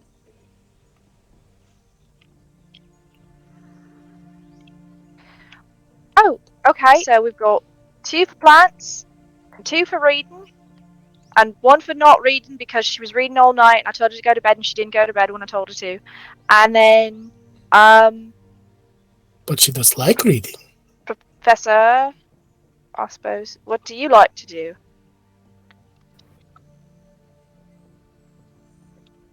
He looks at Jade and he's like, thinks for a moment on that greeting, like, I suppose. And he's like, I guess you could say I like to read as well. I do a lot of research, which is mostly reading, I guess. So the library sounds like a great place for all of us to go for a leisure activity. Except for Reverie, who was reading too much. Maybe we go. No, I'm sure there'll be other interesting things to read there. What about you, Nariko? What would you like to do today? Normally, when I have spare time, I like to tinker on some of my new projects, get a little work done day at a time. But for today, I liked your idea of finding a bathhouse or a masseuse or just a spa, someplace where she sort of like puts a hand up to where she got dinged during the fight, where maybe we can rejuvenate our bodies a little bit more.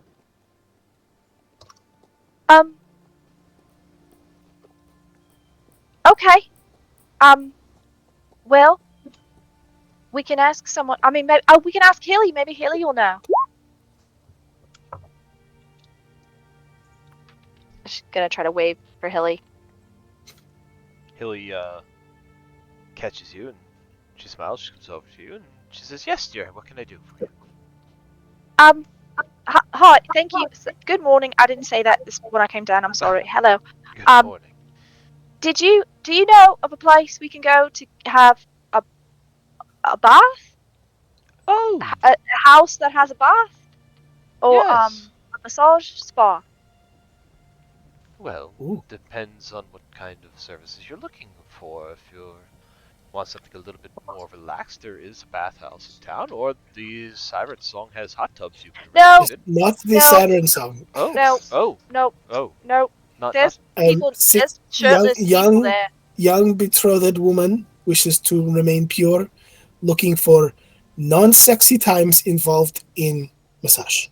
oh. I don't think we have to necessarily say it that way, but Well, I mean, people keep recommending the Siren Song to us, and it's not proved positive. So, Oh, well, the Siren Song and the proprietor Galadriel, he's done a lot for this town, so we try to repay the favor, of course. of it course, did seem like a really nice place. I mean, it's not like people were naked anywhere. It was just there was one man with his shirt off, and I couldn't. Oh. I didn't really like the man with his shirt off. So you didn't go in some of the rooms then. Of course. It's not for everyone, of course. so with bathhouse though, that sounds great. Yes, there is a place called the Lily Pond that is in the Lower Highwind. You can find them. They have a nice bathhouse, some light refreshments, and massages, back and shoulder massages, and Oh, that sounds they wonderful. even offer a nice mani-pedi if you're in the mood for it. What is mani-pedi? Oh, Is that's it a creature of some kind? I know that one. My sisters do it. That's when your nails get done. They get you all shined up. Oh, Yes. manicure and a pedicure.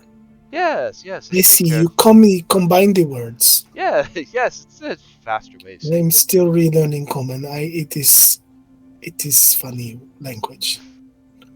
It's kind of a mishmash of a lot of other languages, it is, isn't it?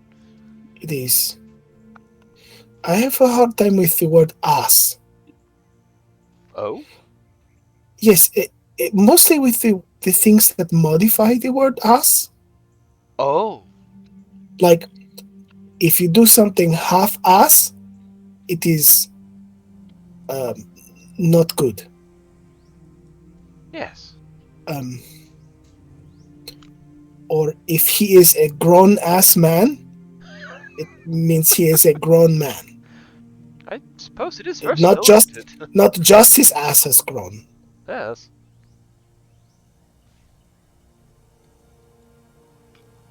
Okay. Well, so it sounds like we're going to the lily pond after? The Lily Pond, yes. The lily pond. Does that sound good for everyone? Nariko? Yes, that sounds lovely. I do not oppose. Oh, I would like to see the results of your mani-pedi. Ren. I do not like how you are looking at me. What? We could make those shoes very pretty. Put them sparkles on them. Ren gives you a side eye. Side skull. Side So much skull. side skull.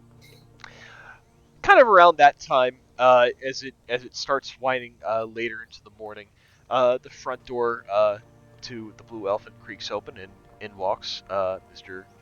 Kenneth McNeil. He kind of walks inside. He goes up to the bar and helps himself to a cup of coffee and turns around to you all and kind of nods a greeting, and he says, "Good morning, everybody. Miss Nariko, how did you sleep?" Well, I'm sure you're well aware exhaustion does wonders for setting one down to a deep slumber. I know all too well. Many late nights. The work never stops. Are you ready for God your bless the Q&As? folks at work that brings us coffee. Yes. Yes. Yes, I'm ready. Well, it is about time, so would you all please gather your things and please follow me? The Sentinels are expecting us. There is much more security there today. I don't know that really puts me more at ease. But Well, I have made it a point to the Lord Captain Commander Emeritus that the Sentinels should be more broadly displaying their official pins of their order to ensure that you are dealing with someone who is authentically of the Sentinel Order. what Hopefully if I that just should. stole it from somebody? It would be impossible to steal as many pins as these guards have.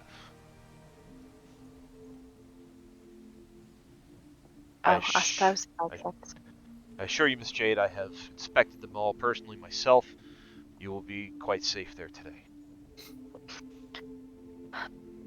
Okay.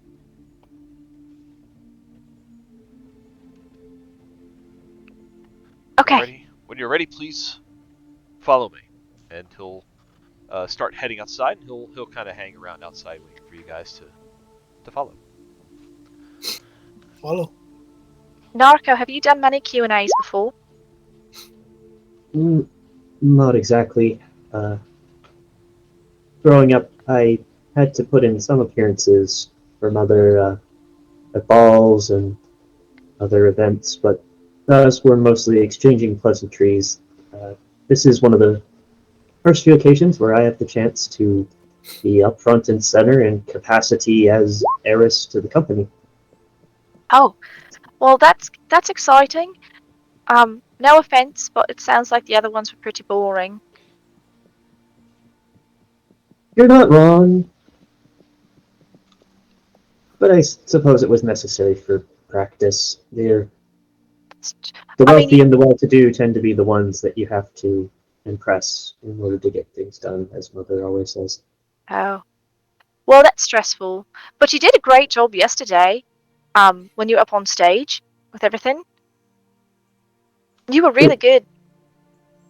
It was a little bit easier because I was able to present my work, and if I've done my job well, then my work should speak for itself.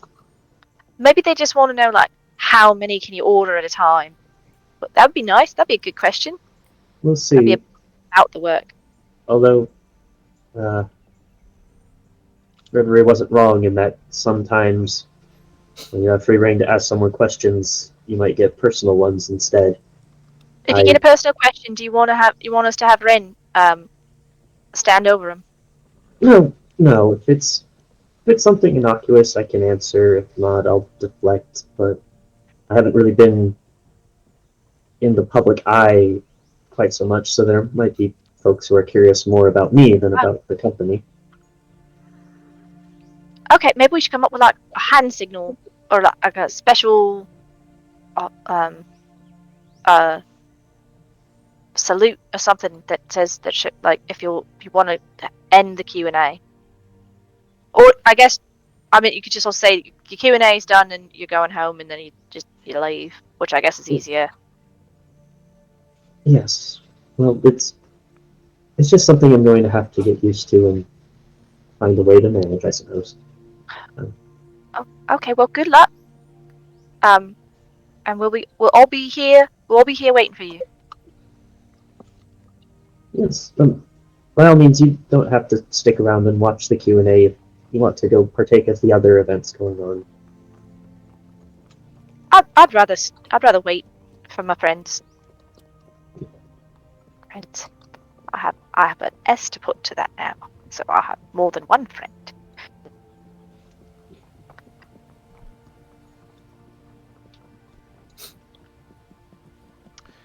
So when you're all ready, Kenneth is waiting for you outside. He'll lead you back to the Sentinel compound, and as he mentioned, there is quite a larger Sentinel presence that is out today. All of them are very conspicuously displaying their official Sentinel badges, their cloaks, the whole regalia, the whole thing. They're friendly, they're smiling, they're greeting everybody good morning. Spirits seem to be high this morning, despite what went down yesterday. But as you enter the expo, there's a bunch of people kind of milling around. Um, you see there are a number of business people there who are kind of speaking amongst each other. Nariko, some people that you might recognize in passing, probably from any kind of dealings that they would have already had with the Grutzner Trading Company. There's some sentinels, and then there are other townspeople milling about as well. Food vendors set up, people grilling, all sorts of stuff. Elephant ears, of course, staple of the community. The von Grutzner display is more or less undisturbed from when you left it, Nariko. And Yuki, I believe you had a spot you were getting set up the previous day for your tea, is that right? Or am I misremembering? No, she definitely was. She was, yeah, she had a spot set up that she was, a little spot, nothing big, under the shade of a tree.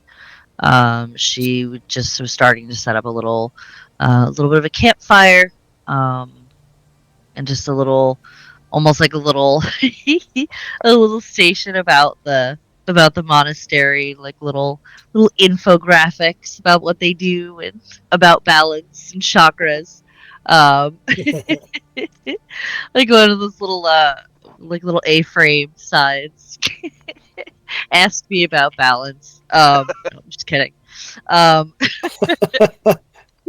so she'll just settle in, um, take some incense and kind of cleanse the area around as she's getting everything ready for some tea demonstrations. If Bahar can help, she'll probably help with the fire. Yeah, sure. Cool. So we got Bahar and Yuki that are about on the tea station.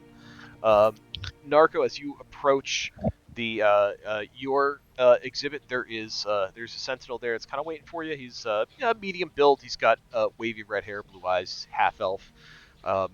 He looks at you and he says, "Whenever you're ready to begin your session this morning, Miss Nariko, please let me know and we'll get it ready for you." There's already a crowd about, no time like the present. Very well, and he'll look to the rest of your group who's here, and he says, "Will you all be accompanying Miss Nariko?" We're here for emotional support and friendship. Yes, what you said. Are you? Yes? No? We're here. We're in whatever capacity. Nariko, do you want us to come with you? Are you part Should of the we stay panel? No, we're not. I'm not from here. Oh. Well, I can hold. Do you need? You have a panel? Do you need it to hold no. something? I was just wondering if I needed to get a longer table for you all to sit at. Oh no. We're here. We'll sit in front. Yeah, that's fine.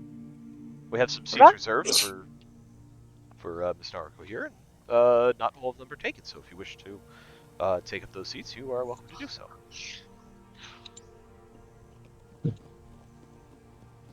Nariko will turn to the professor and say, Professor, I wouldn't have you up on stage just because you don't work for our company exactly, but is it alright if I refer to you? There's a technical question that I want a little extra advice on. Oh, yes, of course. Wonderful, thank you. So this half elf introduces you to the crowd, sets up your little podium that you can speak from, The rest of you are able to take seats around. You see a crowd begins to kind of gather. There's a bunch of people sitting, some standing in the back and on the sides. Um, Meanwhile, some others are visiting Yuki and reading about all the teas and sampling whatever she has to sample. As everyone kind of keeps an ear out for what's going on in this Q&A. Now, we put everybody on the spot here a little bit, and I would like to offer you all the opportunity as NPCs to ask Nariko a question. Oh, god damn you, Joe. Yeah! That's just Got one. people! I got one. I got one. Yeah, Aaron, if you'd like to go first, go right ahead. So, can I just describe the random NPC too? Yeah, absolutely. Go right ahead. So it's this chubby man in the crowd kind of raises his hand and he says, "Is the loudness of the guns is that optional? Can you turn that off and on?" Nariko smiles and she replies back that, well, unfortunately, a miniaturized explosion is going to produce noise no matter what. However, you do bring up an interesting possibility of finding a way to dampen that noise. I think it would be a fine idea to look into some sort of muffler or silencer, perhaps an attachment to the end of the barrel. I'm not sure if you know this, but actually the length and size of the barrel itself has a lot to do with how much noise is produced. The rifles look more impressive, but they can actually set off a sort of softer crack than a pistol might, depending on the construction. So I admit that the loudness isn't something that was a primary concern when developing, but I think in the future we may have options to have a more silent weapon in hand. It's just For the time being, they're very loud, is all. They are, but I find that, for example, the service pistol, it's intended to be used by law enforcement, so in that case, having it be loud is actually a benefit in that it alerts others in the area that some sort of violence has erupted so that other officers can make it to the scene. So, in that sense, it's a feature, not a bug. It is something that can be worked on, but something for the future. He nods and kind of backs away. Another NPC raises a hand. Yes, you? This woman is done up with a highly curled coiffure and a business suit, and she asks point blank, "Have you considered the moral and societal implications of your inventions and how they will shape our world? And as a follow-up, what steps, if any, do you plan to take to ensure they are not used by those other than law enforcement as you've described?" Oh, this is fun. Oh shit, got real. Dang. Bam, girl! Nariko considers for a moment, probably getting involuntary flashes to when she was down in the basement having to shoot someone in the chest and seeing the destructive power of her handiwork firsthand. And she nods in agreement and says that, yes, I do believe that, like any weapons, care must be taken to how these are distributed and utilized. For example, when the cannons were first introduced and became more available onto sailing ships, there were concerns about what would happen when pirates get their hands on them. Which, as we all know, pirates, of course, got their hands on cannons and much else besides. But then going back further into history, you may recall the Conclave of Moonhaven, where when the Academy was opening up magic for the first time, there was quite a bit of backlash from others who were afraid of, well, what if any child could just as easily get their hands on the manner to summon a fireball? And there were many who suggested that the Academy should not be opened at all because magic should be kept to as few as possible because of how dangerous it could be. But I think the Conclave came to the correct conclusion in that progress comes to us regardless, and it would be foolish to not take every step to have the means as well understood as possible so that they can be implemented as safely as possible. I think that time will tell with these weapons how great of a difference they make to things such as warfare or security, law enforcement. And I must say that I think it's not really going to be up to me to decide what's going to be done. It's going to be decided by those who put these into practice. We'll need to hold people like the Sentinels, who we put our trust and security in. We'll need to put accountable our rulers and leaders of the military to use these only as they are needed.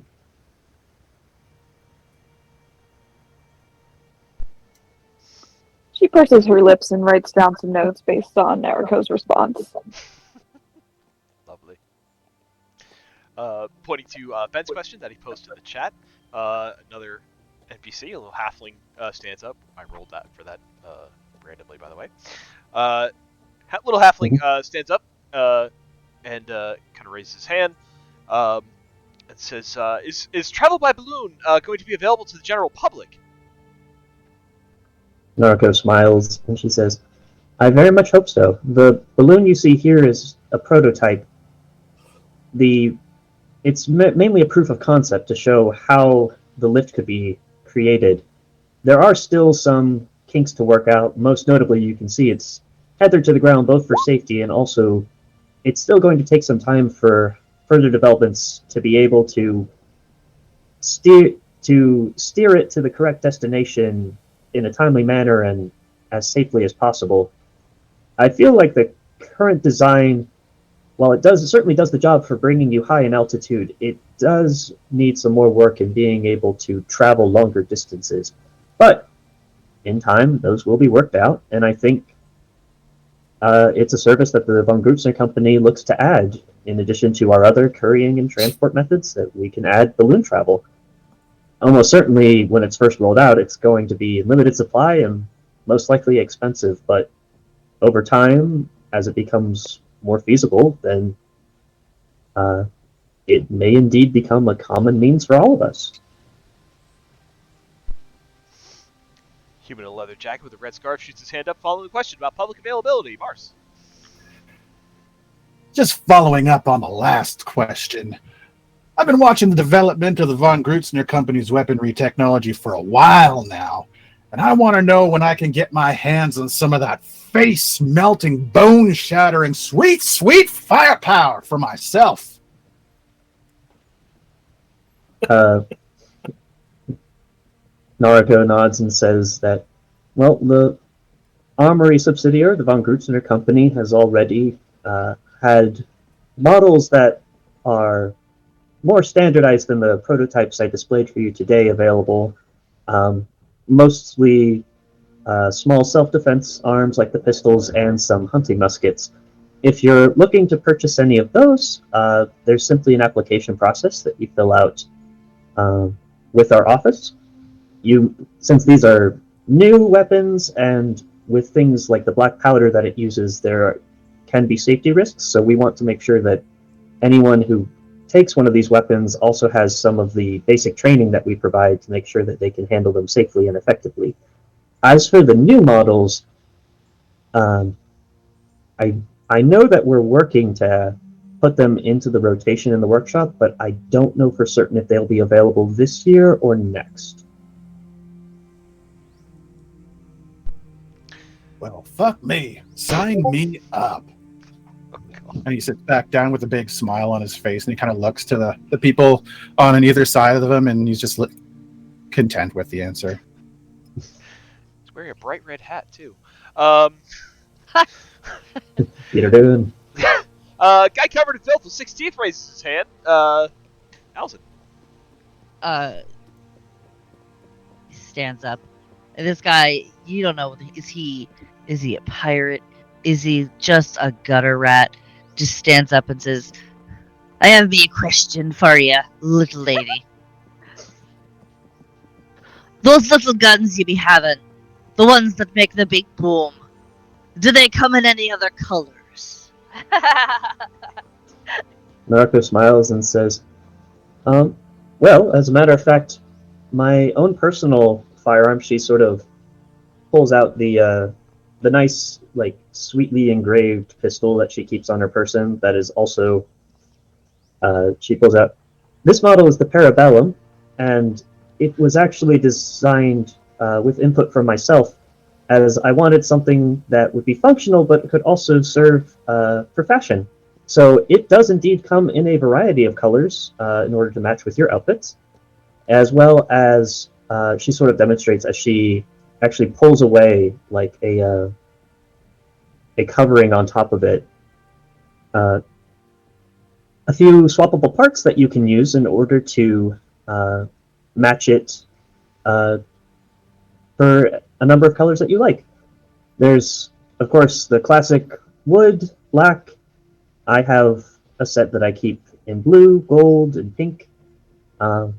It's something that I would like to see more of going forward. Some of the more utilitarian designs, like the service pistol and the hunting rifles, only have a few models, but yes, they do actually come in a few colors, although the Parabellum has the widest selection by far.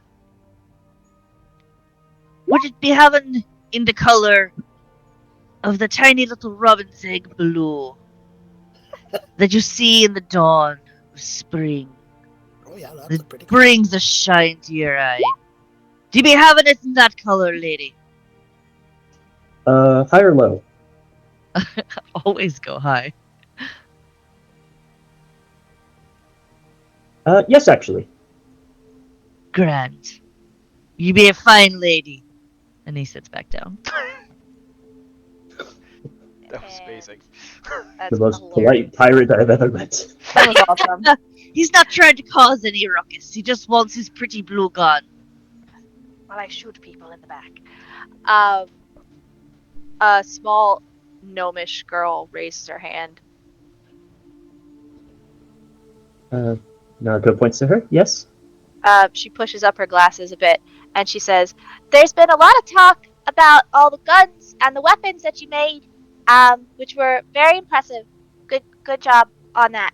But I'd like to see more stuff that's like the balloon, things that can be used more for the public good and not for necessarily law enforcement. Does the von Grutzner family have any plans to make things more in that line, like for farming or planting?" Oh, yes, indeed. You must have missed the expo yesterday. And I agree that a lot of times the cannons and the firearms, they're big and flashy, so they tend to stay on people's minds the most quickly. But you're right.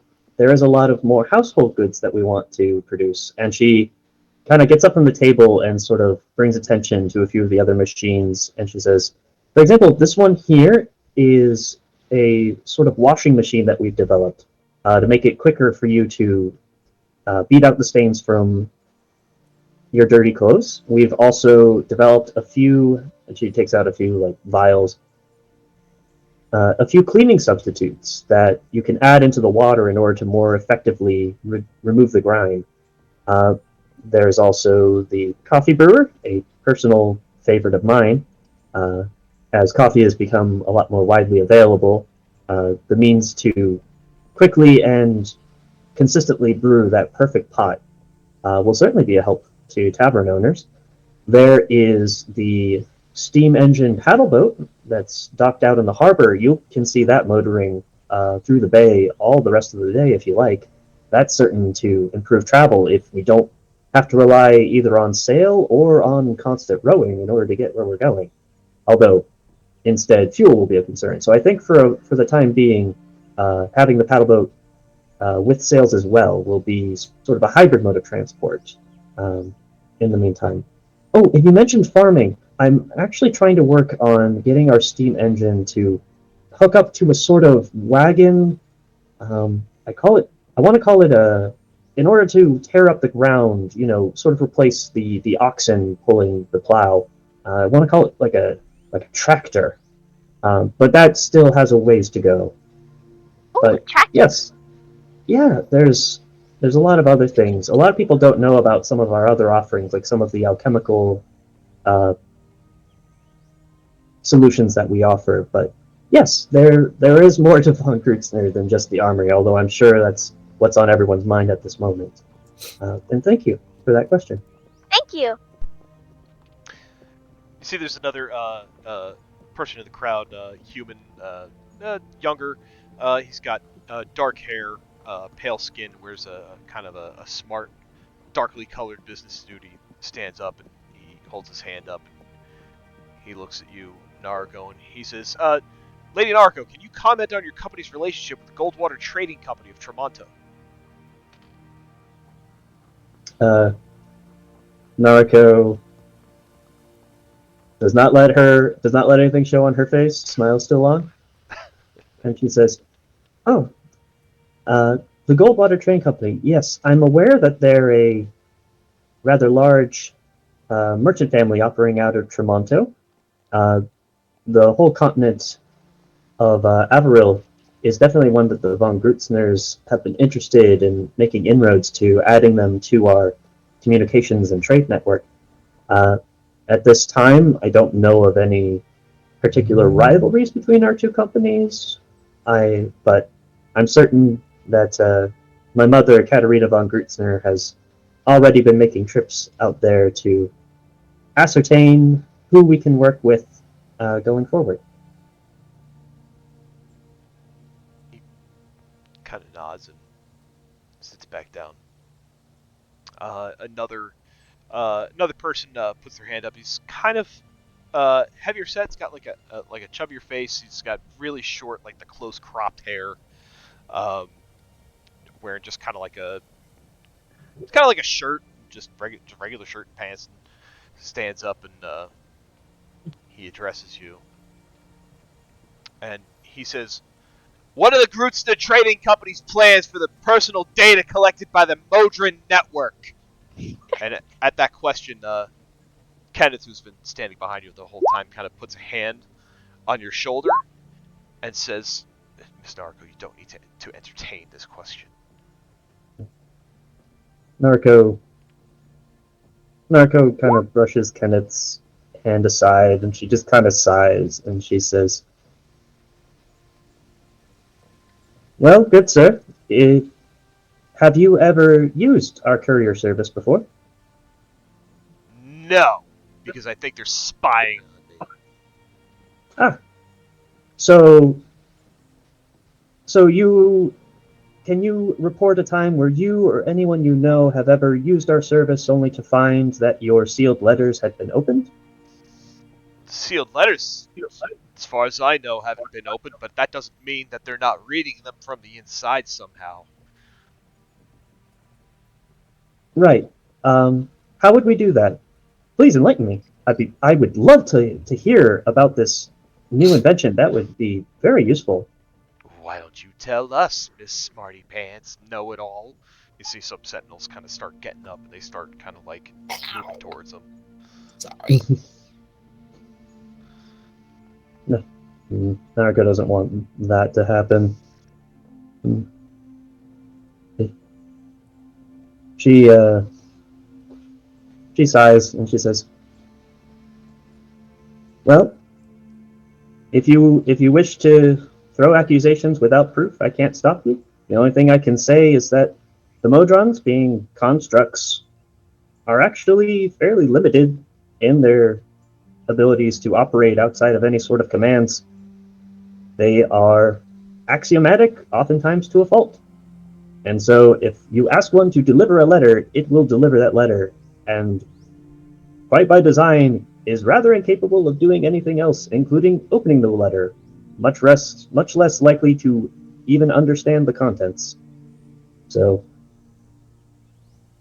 if you wish to learn more about this, by all means stay, and I'll have more to tell you about during the question and answer. But unless you can offer a different theory and have anything to back it up, then I must call your question answered. Thank you." So he goes to open his mouth again, but he looks around at all the scowling faces in the crowd, kind of look at him. Some of the sentinels kind of threateningly, like, staring in his direction. He just kind of crosses his arms and huffs and sits back down.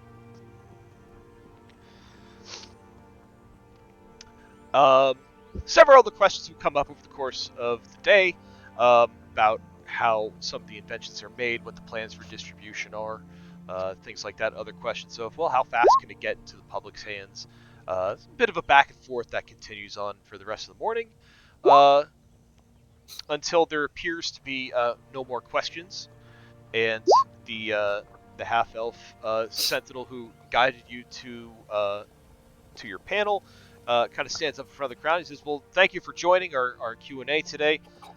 We hope you got a lot of good information, and I would like to personally thank Miss Nariko von Grutzner of the Grutzner Trading Company for giving us her time today." There's a round of applause, nice, polite golf clapping, and the crowd Jake claps way too hard for a second and then stops. And the crowd gets up and begins to disperse. Kenneth comes up behind you, Nariko, and says, "You handled yourself very well here today. Your mother would be very proud of you." Nariko kind of turns away from the crowd to the back and just sort of like lets out a sigh, like, "Whew, that was nerve-wracking. It was, I suppose, about what I expected. Questions that I was happy to answer, and a few questions that were just a little rude or too probing for my liking. But I agree. You handled yourself very well. You did not let it show if you were disturbed. Well, that's what Mother always taught, so just trying to follow her example. Well, let's get some of the Modrons in position so that they can keep any of the machines operating for anyone who wants to come by and see them in action. And I think I will go and see if Miss Yuki has some sort of tea that is good for nerves. Well, that was just perfect timing then. Yeah. So as you walk over to see Yuki, she is like I said, she has her little tea area set up just under the tree, so the light is dappled. It's a nice breeze, just gentle enough. Bahar is doing an amazing job of having the fire going, keeping it just hot enough, keeping just enough embers in the fire for Yuki to brew tea. As Nariko walks up, Yuki is just finishing with a client, I guess you would call them. Someone who, there it is, hospitals, whatever. So just finishing with a customer, and she's just explaining about, how important balance is. And yes, of course, everyday life as a farmer is extremely stressful, but you must find those moments where you take time for you, be it in a bath, a teacup, or just sitting amongst your fields, allowing them to provide you with some of the love and caring that you give to them and keeping them healthy.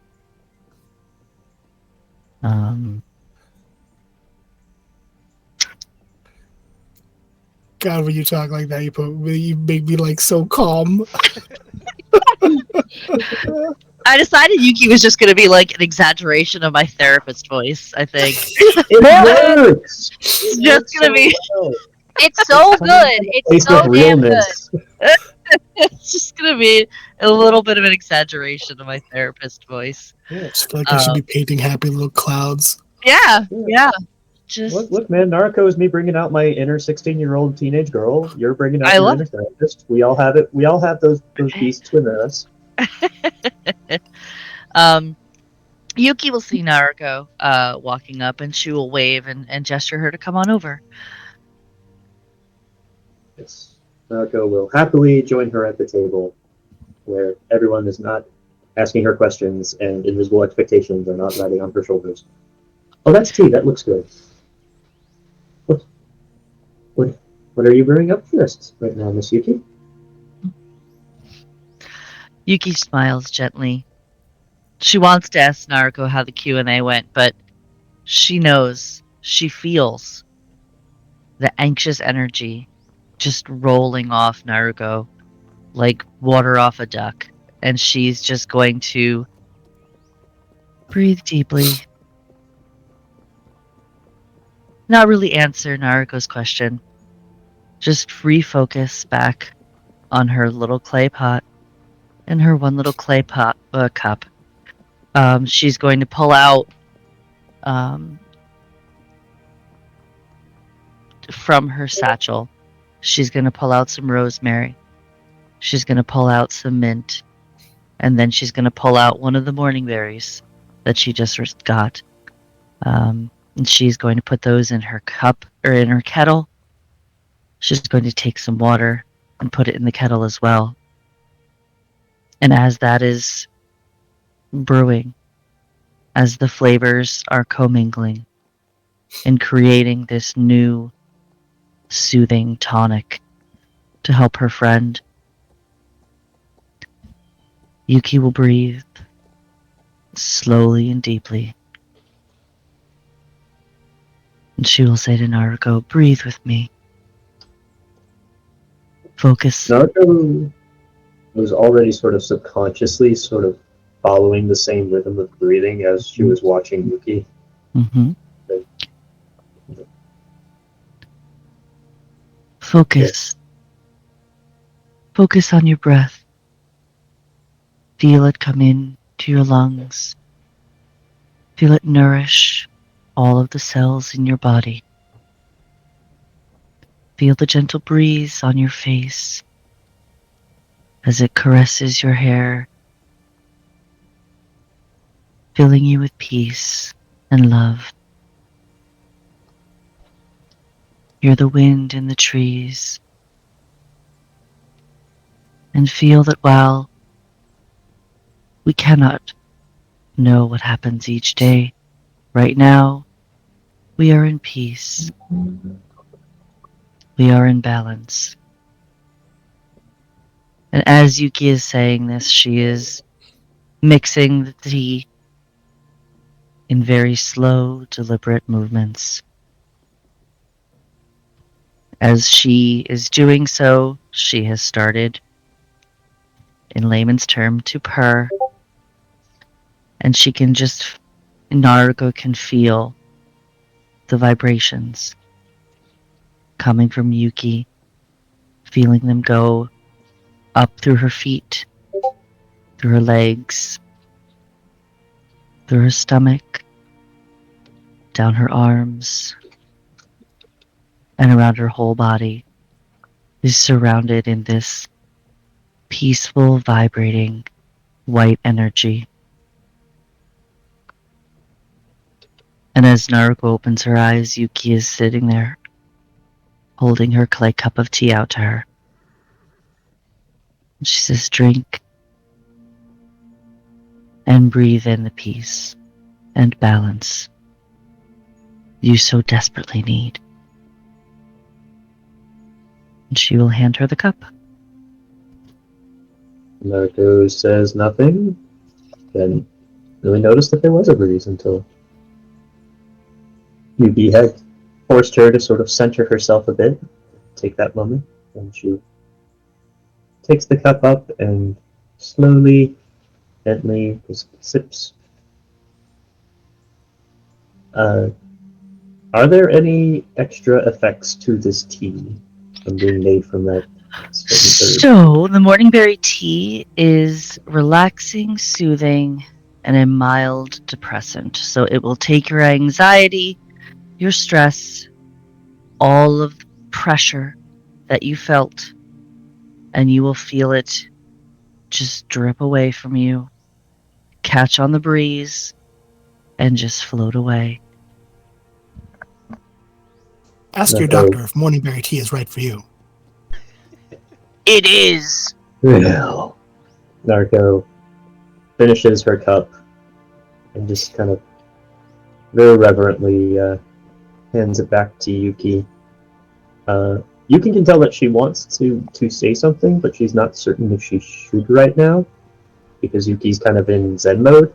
Nariko doesn't know if questions are allowed in Zen mode, although she feels a lot better. Anything on your mind, Miss Nariko? We have nothing but time, here and now. Thank you for the tea and the advice. Is this how you spend every day at your monastery? With the tea and the meditation? Yuki smiles and she says, not all of our time is spent like this. There are many other forms of meditative balance that we strive to achieve. We work to ensure that wherever we may be, on whatever plane we might be, that we will be able to ensure that balance is achieved in whatever situation we may be in. I just had a thought that a lot of what I do with my machines and chemistry and physics and science is changing the world around me in fantastic ways without needing magic. You seem like, again, no magic needed. You can do a lot for internal with the mind and body. That's really, really special. The mind is a very powerful thing, but you can harness that power. You can harness and use it to your benefit. But that takes, as you say, tinkering. And she'll smile.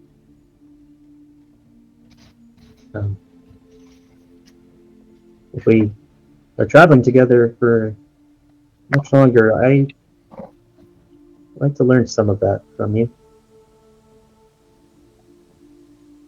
It would be my honor and my pleasure. Thanks. I'm feeling better now, thank you. I'm going to stand to the side here. You have other people who definitely need to experience what you have to offer. I am happy that I was able to give you a brief respite of peace and balance. And we shall talk later. And she winks at her. Okay. At around that time, Nariko, you see a familiar fluttering in the air, and you recognize that it is Newman on his way back to see you. Oh, the precious ball. Must be protected at all costs. And he kind of lands on a spot next to you, and he says, "Miss Nariko, a letter from your mother." And he kind of hands you a. And just with that one sentence, about 80% of everything Yuki just did is completely unfounded. Sounds like Nariko needs some more tea. Get some heavier tea. Yes, thank you. And she will take the message from Newman. All right, I have a message I'm going to put into your journal. Should be there now. Cool. Nariko, we'll read that. I'm sorry, I missed that. Could you repeat that?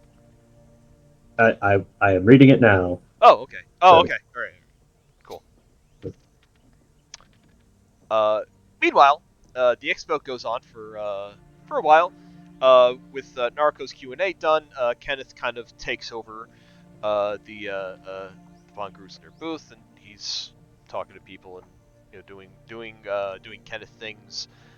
Yuki, you're welcome to stay for as long as you like until you get tired of doing what you're doing. The rest of you are as well left to your own devices.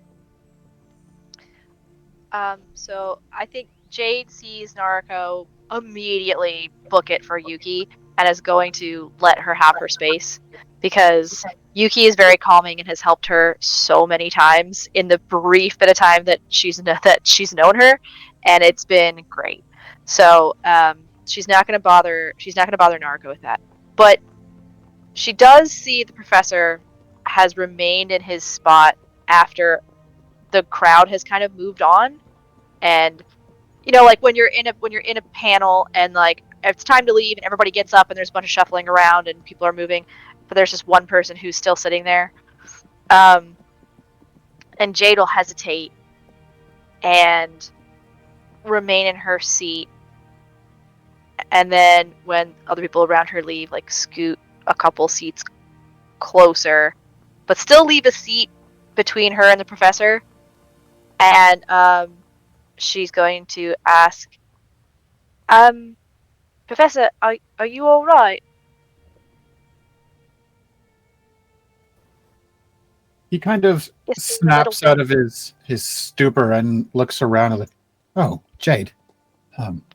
He looks around and notices that it's just her, and she's kind of left her protective bubble of the crowd to just sit near him, and he smiles warmly at her. He says, thank you for asking. Just trying to puzzle out something that's... with the Q&A? No, not quite. If I'm completely honest, I don't think I heard a word that she said. I really should apologize to Nariko. My mind's been a million miles away. Well, she did a great job. There were a couple really good questions and a couple questions that seemed not great, but I didn't really understand them. What do you... I mean, do you want to talk about what's on your mind? Are you kind of fine not talking about it? I don't want to impose or anything. It's just you looked really intense and like you weren't really focused on anything, and you were kind of sitting here all by yourself. Everyone else is moving around, and it seems a little dangerous. He looks around again. And he's like, "Oh, yeah, I guess so. Sure. If you don't mind, I sure it's all right that I talk at you a bit." I mean, sure. I listen pretty good. Most times, I don't know if I can help, but I can listen. He nods and says, I was going to sort of broach this with the group, and just the time never felt right. Have you ever... You're a bit of a practitioner of magic, yeah? Yeah, a little bit. In all of your days doing so, have you ever come across anything that's magical, that's sort of not quite fueled by the weave? It's fueled... How do I say this? By nothing. Like someone has gathered the lack of something and turned it into a fuel and cast spells with it. I mean, I can honestly say no. I've never come across that before, but I've also never come across nothing before. So, are you talking more like a black hole or something? Well, I don't know. Here, let me start from the beginning. Okay. Last night, I returned to the vault to do a bit of investigating after everyone left, and thought maybe I could get a sense of where these attacks came from, if I was able to get a sense of the magic that was being used. And I guess in that investigation I managed to uncover more questions than anything. Close to an answer. But yeah. This what kind of questions? Other than the obvious one. You just asked the question and I didn't have an answer, but if you had any other questions, maybe I can help with that. He chuckles. He's like, well, that's kind of the question. I did this thing. Well, I mean, do you want to get into a bit of a philosophical thing for a minute? I don't know if it'll help you, but okay. As my papa has explained it many times, there's never nothing. This whole world we're on came from somewhere and something. Now, that something might have been very small, and it might have been a collection of small somethings, but there was never nothing. But there can be an absence because something else is pulling things away from each other. Does that help at all? So maybe it's not nothingness that you're looking for. Maybe there's not nothingness that you found. Maybe it is the space where things used to be that have been moved. Perhaps. Which I guess is kind of still nothing because it's a space left behind. But it isn't really like it's just nothingness. It's things being pushed further away because there's something else there. But you said you did something? I don't even understand it myself. It's something from nothing. All right. All right. I'll just show you. When I was there, I casted a spell, a modified familiar spell to try and draw some of the residual magic energy from the vault. I really expected this spell to fizzle out. However, that's not exactly what happened. Turns out that there was enough of this energy, this weird nothing energy to complete the spell and give me something unexpected. But I don't know how to explain it. It's this lack of something, this void of something that, I don't know. It's like this energy that's made from a lack of energy. Like the opposite energy. Yeah, I guess. It completely baffling me, and I've not been... It's been a long time since I've been this completely out of sorts about something, and frankly, it's both exhausting and exciting and invigorating and infuriating, and I really don't know what to do about it. Well, I don't know that I have an answer for you about what to do, but if it's a matter of it's something that you don't understand yet, then the best answer is to just keep studying it until you do understand it. You said you're able to cast a spell, and that spell was able to draw energy from this void of nothingness and create something, right? He nods. Well, maybe you've tapped into some sort of... okay, so for the purpose of magic, we call it the weave, but everyone gets magic from different parts of it. If you think about it like a giant spider's web, like my power doesn't come from the same place that your power comes from, and our power doesn't come from the same place that Reverie's comes from, and all of ours come from a different place than someone who's like born with it, so, but it all kind of leads back and goes forward to the same places but from different areas. Maybe you found a new area that we weren't aware of. Even if you think about it, even the word the weave draws in mind spiderweb or something that's been woven, and there's always gaps in between a weave. Maybe you found this something that is supporting it from that space in between. I think you might be onto something. It really did feel like a space in between. I don't think I could recall it if I tried, but can you imagine finding something completely new in magic where you could just cast new spells that no one's ever seen before?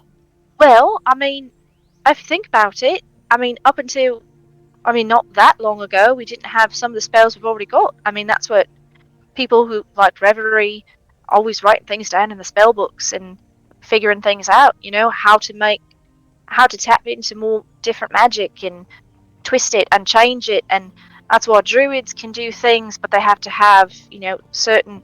They do it with their connection to the earth and herbs and things like that, and people like, sorcerers, they can use the power of their, their ancestors, and clerics. I mean, people like me, we get power and inspiration from, just the natural order things, or some people, I mean, foolishly get it from a god or something like that. But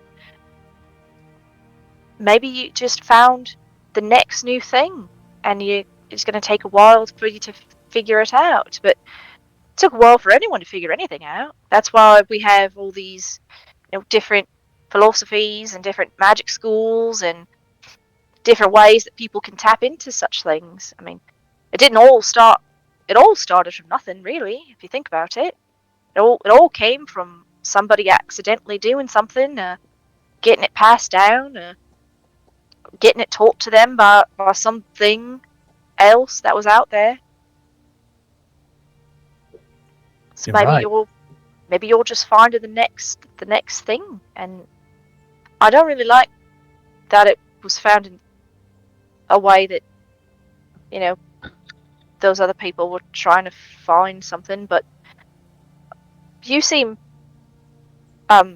responsible when you're not touching hot air balloons that are not supposed to be touched.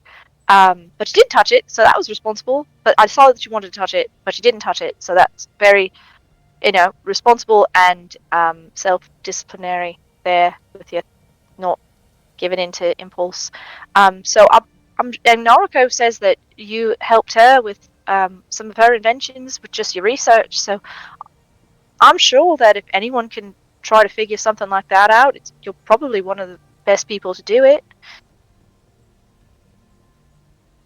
And Noriko can help. I mean, I don't know if you want to try to make a thing that can test that. If that's a possibility, maybe you could work together. And Reverie is really smart. She's been decoding things in her spellbook. I bet she can try to help with it too. She's really good with magic. She is she? That's a really great idea. I often forget that it wasn't really that long ago since Pratchett developed his theory of phonochromatic resonance. Can you imagine me being the next Pratchett, discovering a new magic? And of course, I don't know who that is, but I can imagine you discovering something. He laughs and then kind of seems to sort of. It's almost like his entire being just sort of recoalesced into one, where his distractedness is just sort of evaporated, and he smiles at her. He's like, "Thank you, Jade. I think a little bit of a chat was all I needed." Yeah, talking helps a lot sometimes. Nariko talked to me earlier today, and that helped me. And I mean, she's talking to Yuki right now, so I'm sure that's helping her. So we're all just talking to each other like friends do. He nods and just kind of his body language just sort of softens, and you're right. And I hope that in the days to come that we could get to know each other a bit better and become closer friends. No, I'm good with this distance, friends. But you weren't talking about. Wait, were you talking about like not?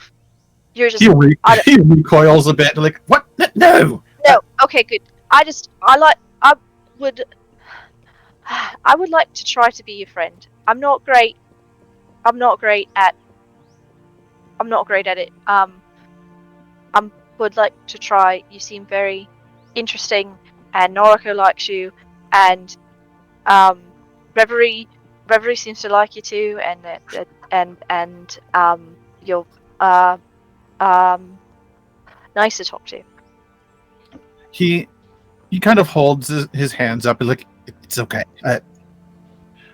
I recognize discomfort when I see it, and what I meant is, I hope that over the coming days that we spend together, that I can earn your trust, is what I meant. Oh. I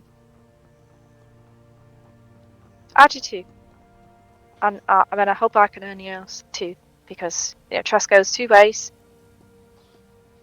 Well, I'm a professor. I'm kind of the mind where trust comes first, and then distrust is earned. But it's not exactly the best for everyone. She gives like a half smile. Yeah, it's not. But it'd be nice if it were. It's a learned behavior. When you've seen some of the things I've seen, you learn to take it where you can, find those small comforts in people that you meet for the first time, and maybe the only time. Yeah, that's a nice way to think about it. But you're right. It's not everyone can think that way, but hopefully, given time, perhaps we can sit directly next to each other. That's a good goal one day for the future. Completely platonic kind of way. And you kind of They're just like next to each other. We're sitting in the crowd and we're next to each other. Yeah. And, not I'll touching, get it. just, No touching. No, we're just next to each other, close enough that you could reach. You're close. We should go get Nariko and everyone else. He laughs awkwardly and gets up and is like, yeah, Nariko. Nariko, where'd she go? She went that way to find Yuki, and this way. You can follow me this way. He just awkwardly wanders off in the direction she gestured. I imagine she's still kind of by Yuki's tea setup, with Newman kind of hanging out there, Bahar working the fire, Yuki working the tea. Ren and Reverie, where are you guys at?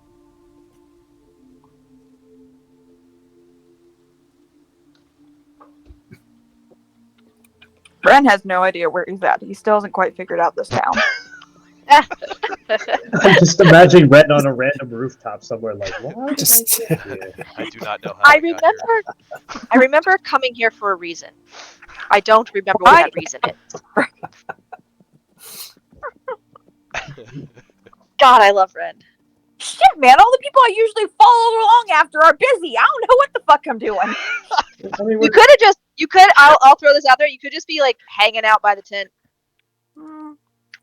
Let's go see if we're gonna make a good choice or no. Bad choices. Not a good choice. Ren is just toddling along, just looking around at the city, trying to see if anything reminds him of anything. Amazing. Yeah, that's what Ren's doing. Y'all left him unattended and he toddled off. Y'all gotta get a leash for him. Oh, we lost one. He is a 6-foot-something antlered centaur. How the fuck did you lose him? I mean, at least we'll find him pretty easily. We certainly hope so. Follow the screams. Yeah. Oh, too soon. Anyways, Ren is just kind of trotting along, checking out the exhibition and looking around. That's what he's doing. Okay, that's fair. He might end on top of a roof. It's totally possible. Reverie? Be great.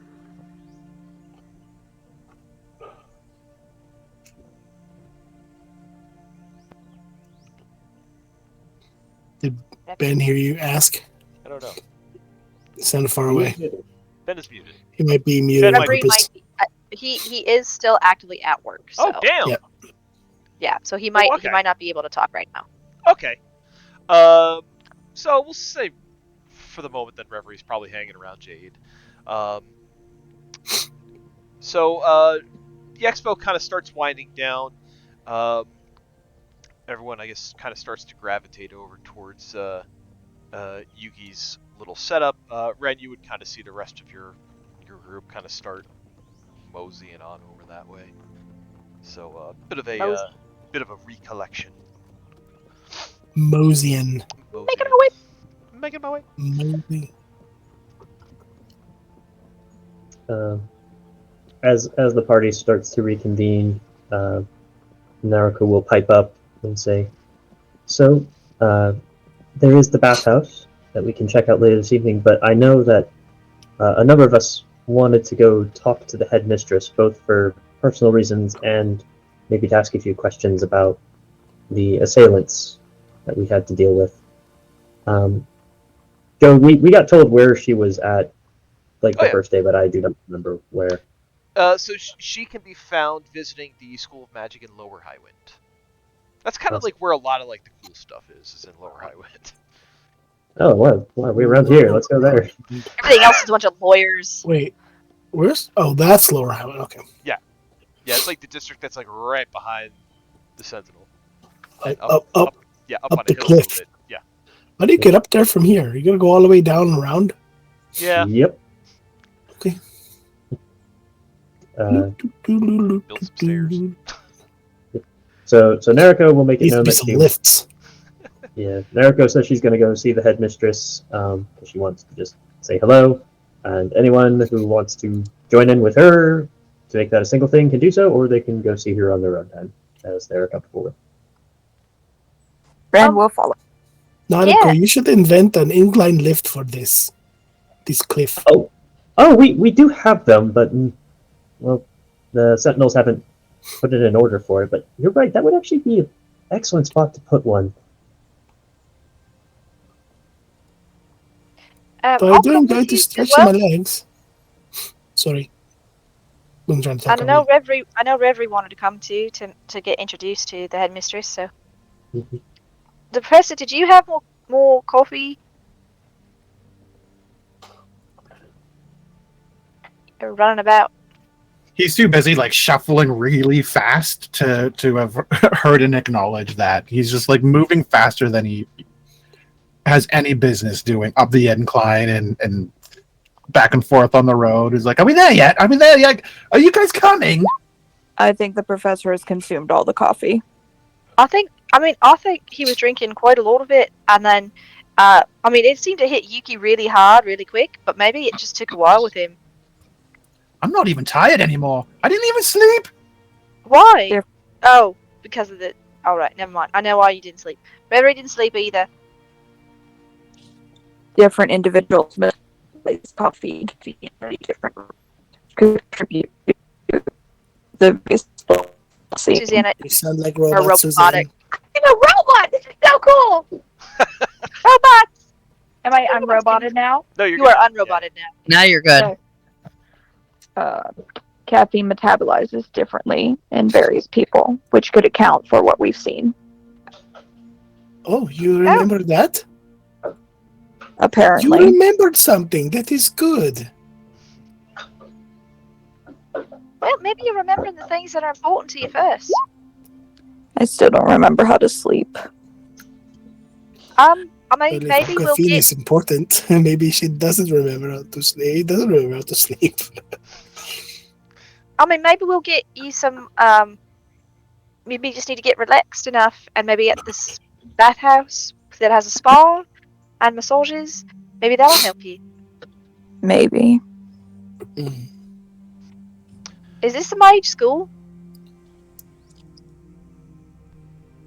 So where you're at, the School of Magic is like this building right here. I found it. I think I found it. No, yeah, that's definitely it. It says there's a plaque. So walking through the town, it's actually quite a pleasant day out. It's kind of a typical spring day where the sun is warm, the breeze is kind of cool on you. It's a little bit warmer than usual, but it's comfortable. You make your way through town. You see the School of Magic. It's not too fancy of a building, but fancy enough that you know that something important is here. And as you kind of approach, you can kind of see through the windows of the front doors that you see that there is a little old female black dragonborn sitting behind a desk, almost kind of like I don't want to say like a greeter's desk, but like a reception desk. She's got like a little pair of spectacles on. And she's kind of like writing writing on like on a notepad or something.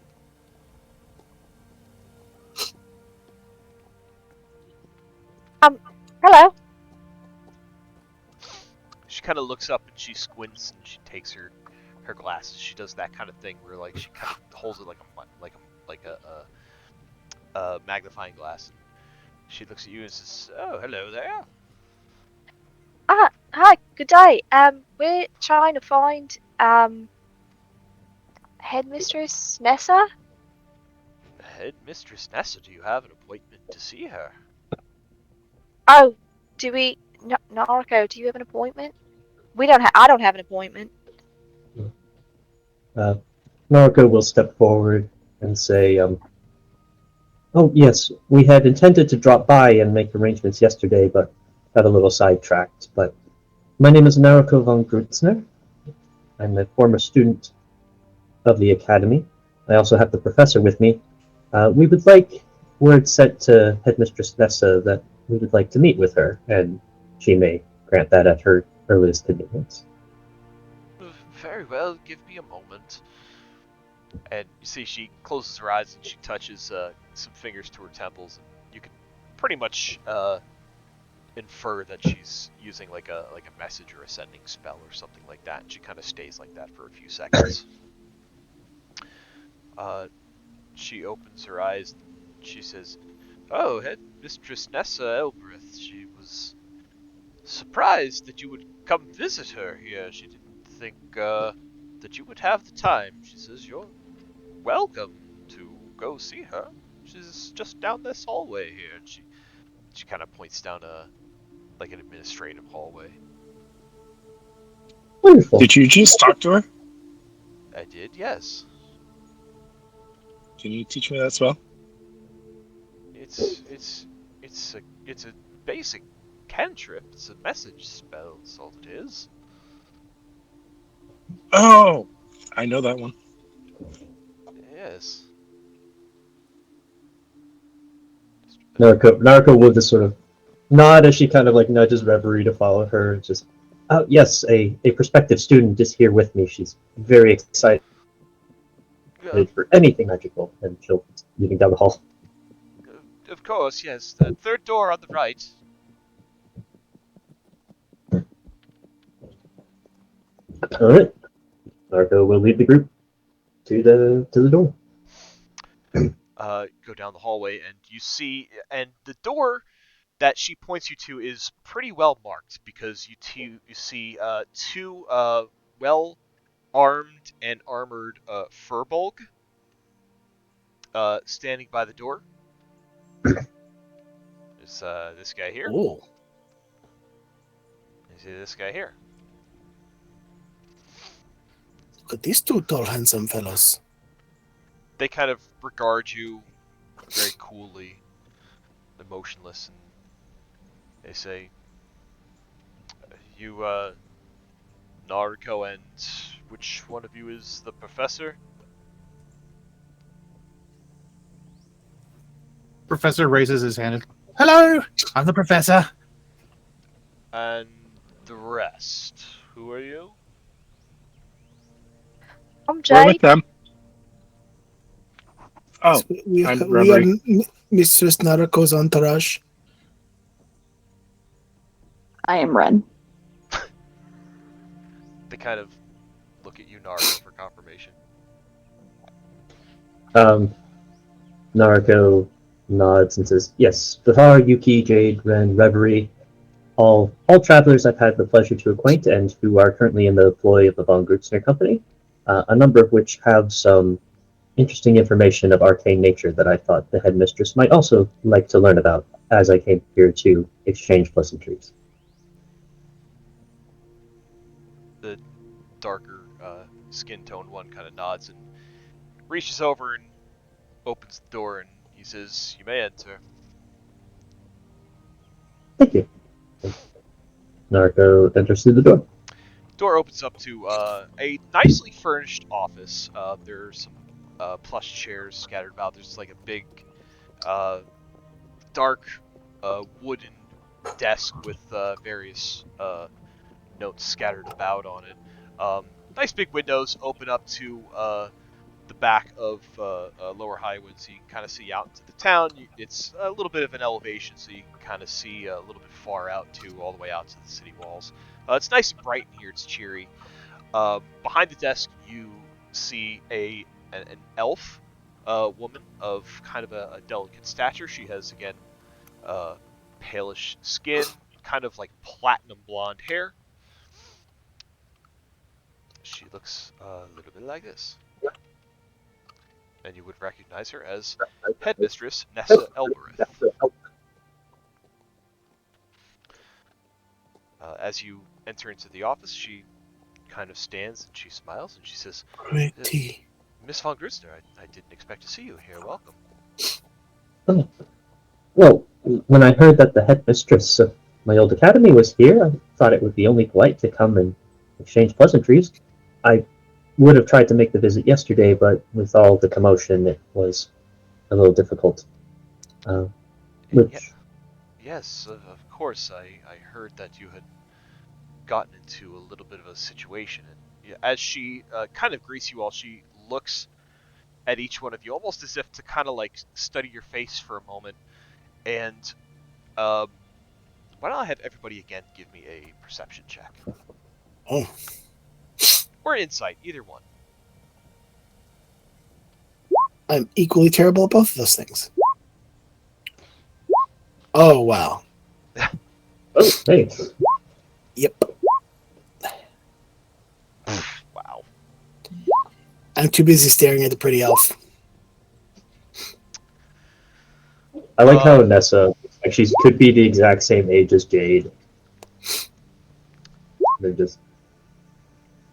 So she also rolled a nat 1.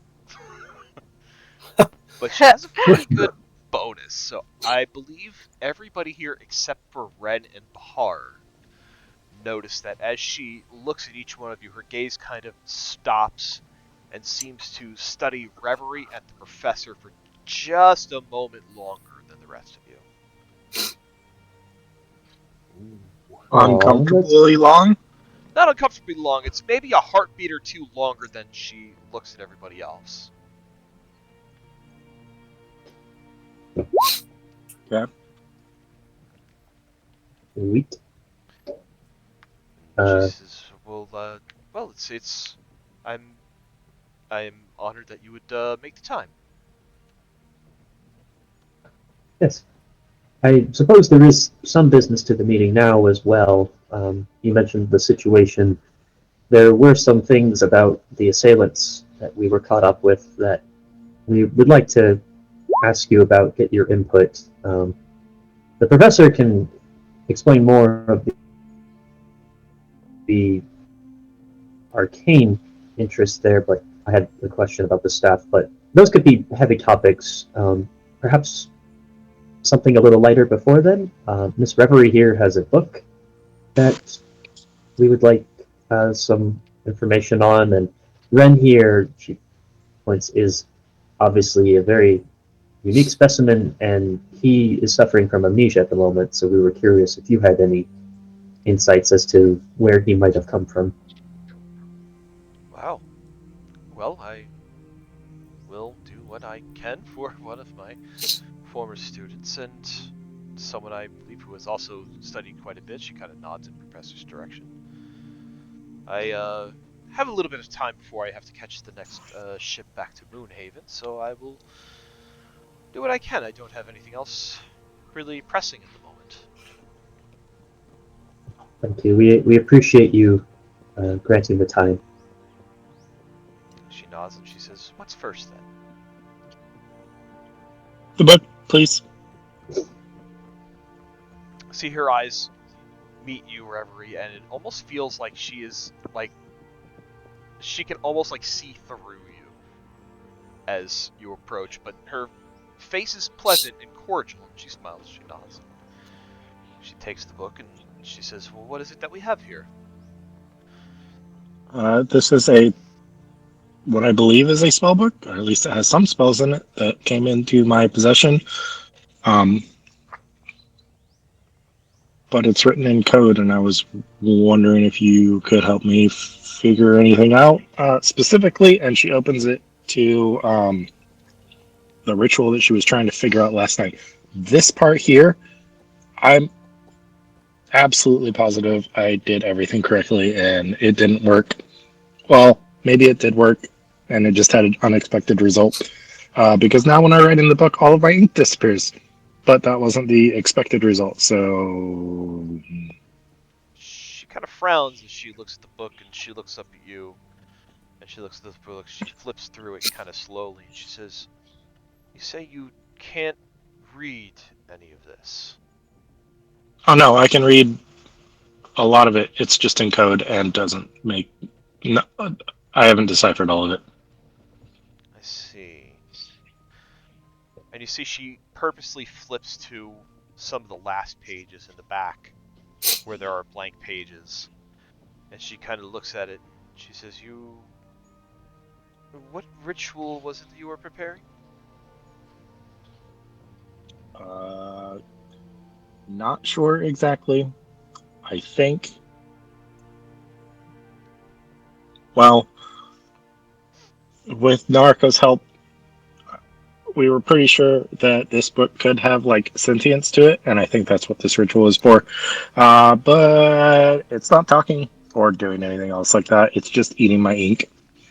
And as you say that, words start appearing very in rapid order on the page, and it says, she knows very well what she was doing. She tried to do the ritual. She knew exactly what she was doing. She did the ritual. It awakened me, brought me back. I don't know what's going on. I don't know where I am. I don't know who this is. I think I know who this is, but I don't know who this is. And it's so weird. It's kind of like just rambling, and you see Nessa's eyes go wide, and she kind of like puts her hand on the page. She goes, shh, quiet, quiet. Stop. You're stuttering. Quiet. I wasn't talking. Can we all hear the book, or is it just the words on the page? It's just words springing to life on the page. There's no sound coming from it. And she looks up at you, Reverie, and she says, oh, your ritual worked quite well. And she turns the book around to face you, and just in bold capital letters, it says, who are you?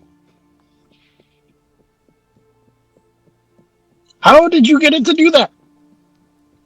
I didn't do anything. You already did the ritual. Do you not know what ritual, like, you seemed like you were quite capable of casting this. Something... I did that last night, and nothing happened until you touched it.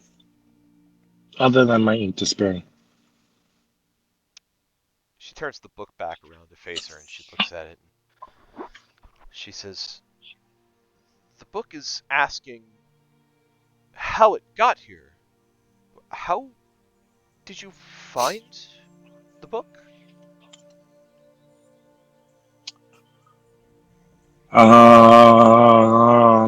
Can I roll insight? Does the headmistress seem like a trustworthy character? Yeah, you can give me insight.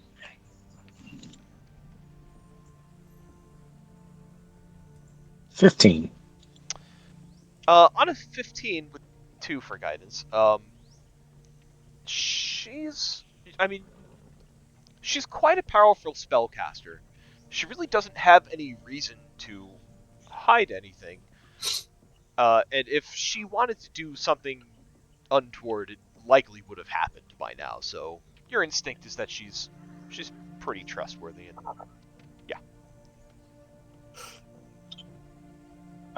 Reverie looks around to the rest of the group, kind of hesitantly, before she looks back to the headmistress and says, a few months ago I woke up in a cave with no memories of anything, and that book was in there.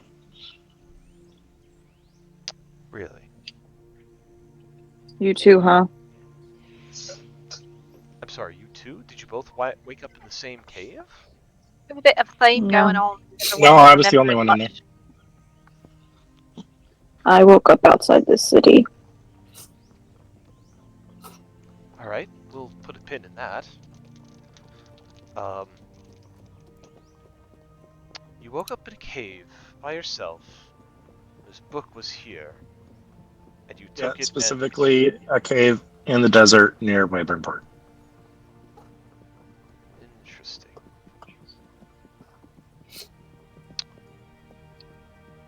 You And there was 2 tables, and when I put my hand on the table, on one table, a whole bunch of rations appeared, and when I put my hand on the other table, the spellbook appeared. Yeah. see, she looks down at the book, and she kind of, you can tell that she's reading more, and she gently closes the book, and she looks up at you, and What she did it say? says, "You can't read this because you aren't powerful enough to read it yet, and I'm wondering how this writing got in here in the first place. This is clearly a wizard's spell book, but you don't seem to have the talent or the ability yet to inscribe the formulas that are written within." Well, I've already figured out like the first 13 pages, so I think I'm doing pretty good. It's really difficult. But if you can help me.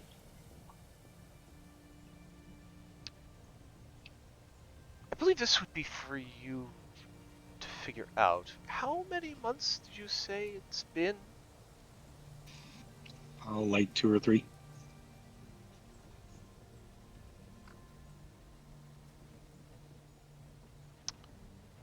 Why is that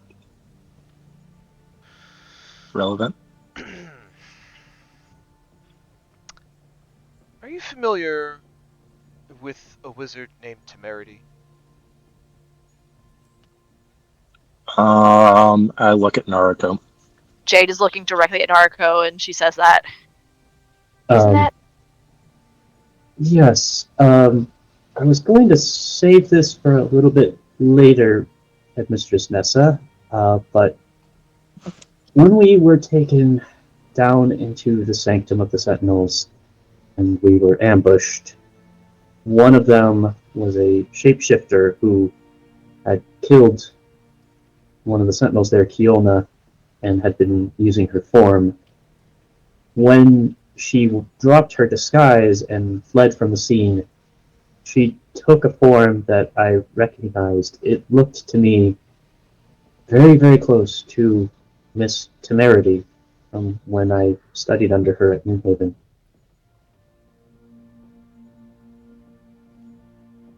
This is disturbing. And she opens the book again to the back and shows you the page that she was just reading. And the ink on the page says, "She is Temerity, but not Temerity. How?" with a question mark. I'm not that person. I don't know what that book's talking about. Is the book talking about Reverie or talking about the Temerity we saw? Nessa looks at you, Nariko, and says, "It's talking about your friend Reverie here. His name is Alatar, by the way." The book? "Yes." Oh. Oh, so wait, is Alatar the wizard that this book belonged to, or Temerity? Alatar is the name of the spirit inside the book. The one that gives the book sentience. Temerity is the name of the wizard who, well, wrote this book. Okay, so Reverie is Temerity, but not Temerity. She woke up in a cave. Could you be related? I don't know. You see, Like a Nessa sister? again looks at you, Reverie, and says, "There's a bit of a familiarity."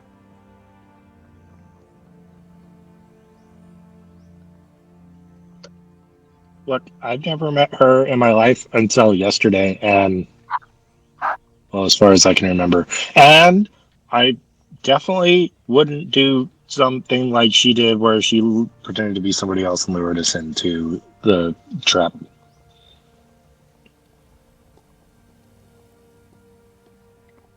Jade is moving closer to Reverie. So, Narco's thinking. So, if this is Temerity's spellbook and she had such powerful magics in there, did she do something as a ritual that sort of fractured herself, like a clone spell going wrong, or something to that nature? Like, I don't know if fractured herself is the correct term to use.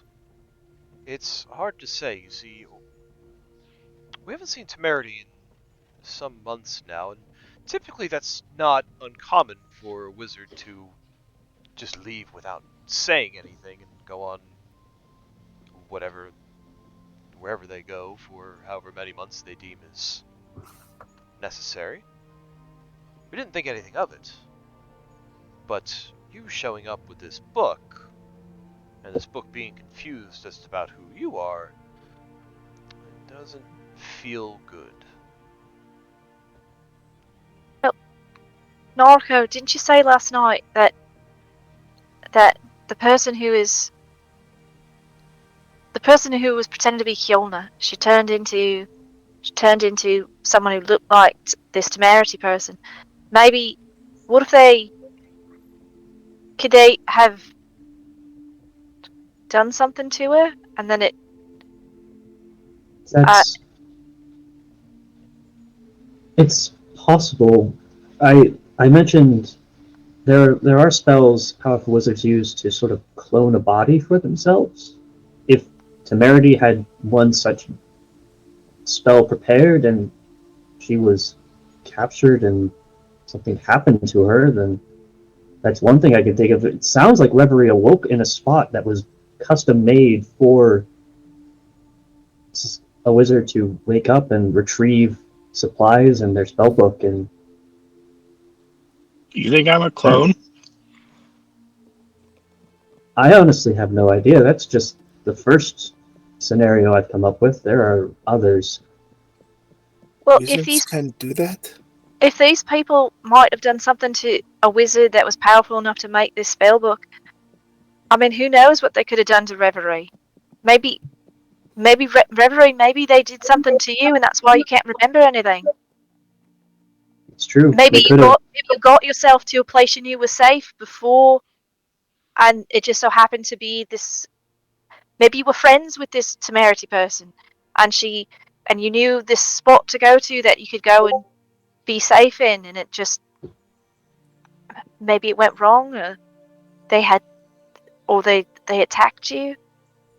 See, Nessa nods to Bahar and says, "Wizards can do a great many things, and some do tend to leave backup plans in case they should get themselves into a tough position. What you're describing to me does sound to be indicative of a clone spell, but if that were true, then your friend here would essentially be Temerity, but you don't seem to have any of her thoughts or memories. Now, as far as being friends with her go, Temerity was classically, how do I put this, aloof, I suppose? She had friends, but was the type of person to kind of keep them at arm's distance, if you know what I mean.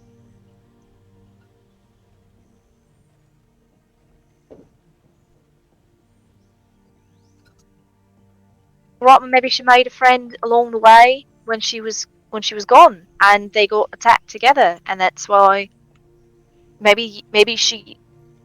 What if she was protecting you, and when you were traveling together, maybe, and you got stuck in a spot that she meant to get to, but she couldn't get there with you. What is very clear is. Sorry. Go ahead.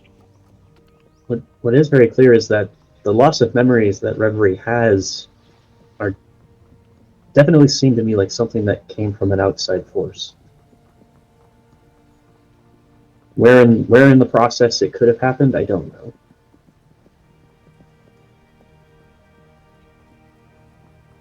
This is curious and concerning, and I will have to go back to Moonhaven to study this more. How exactly does a clone spell work? Well, you see, the clone spell itself, the wizard casts this spell, and it's very high level. It takes a lot of power and knowledge to be able to do this. It's a safeguard against that wizard's death. The wizard will grow essentially a duplicate of themselves in some kind of vessel. And when the wizard dies, the soul of that wizard transfers to the clone. Granted, assuming that the soul is free and willing to return. Vessel? So what are you in the Like a coffin? Something like that, yeah. Were you in the vessel, Reverie?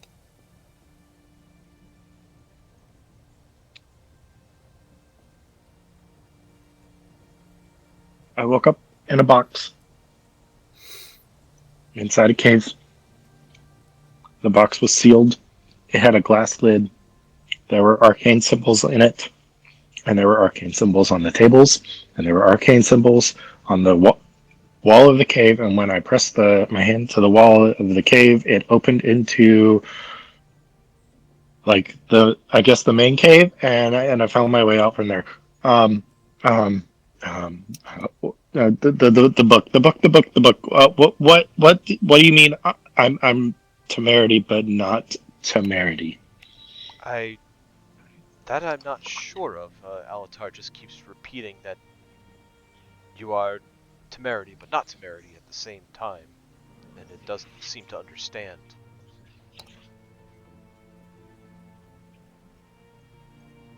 Reverie, do you want to sit down? No. No,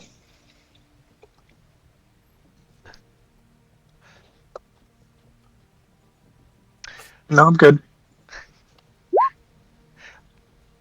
I will say, at this point, it's 11 o'clock, so we can leave Reverie in a state of turmoil for about a week. In a state of and come back to this conversation next week. Oh my I god. support this plan. Yeah. God. That was fun and My painful. anxiety hates you, but I love you. Should have started with Ren. Ren's would have been, yeah, you got amnesia. You need to work through some shit. Alright. Cool. 11 o'clock. I love how we just need to make it back to the Rose Coast, and then someone will recognize potentially Ren. That's Although very we- likely. I mean, And that's if we had also why you stayed can't at see Siren Cal. Song last night, he might have been recognized, but we didn't. Yep. Good thing I left. Right? You're welcome. My panic attack. Well done, Panic Attack. Yeah. All right, I actually have to go do some things. So you guys have a great night. See y'all later. Have a good night. Love you. Right. Bye. I also got to run because I got a hungry kitty who's yelling at me. Bye. I'll see you guys later. Have a good night. Later. Night. Good night. Good night. This was fun. Oh man. It's the second time in a row you've left us in a state of existential terror and crisis. Hey, listen, until I learn the spell time stop, I can't do anything about that. Yep. You want to sign off? Oh yeah, so we have the recording. Well, that's all we have for this week. tune in next week for more exciting stuff. Well, bye.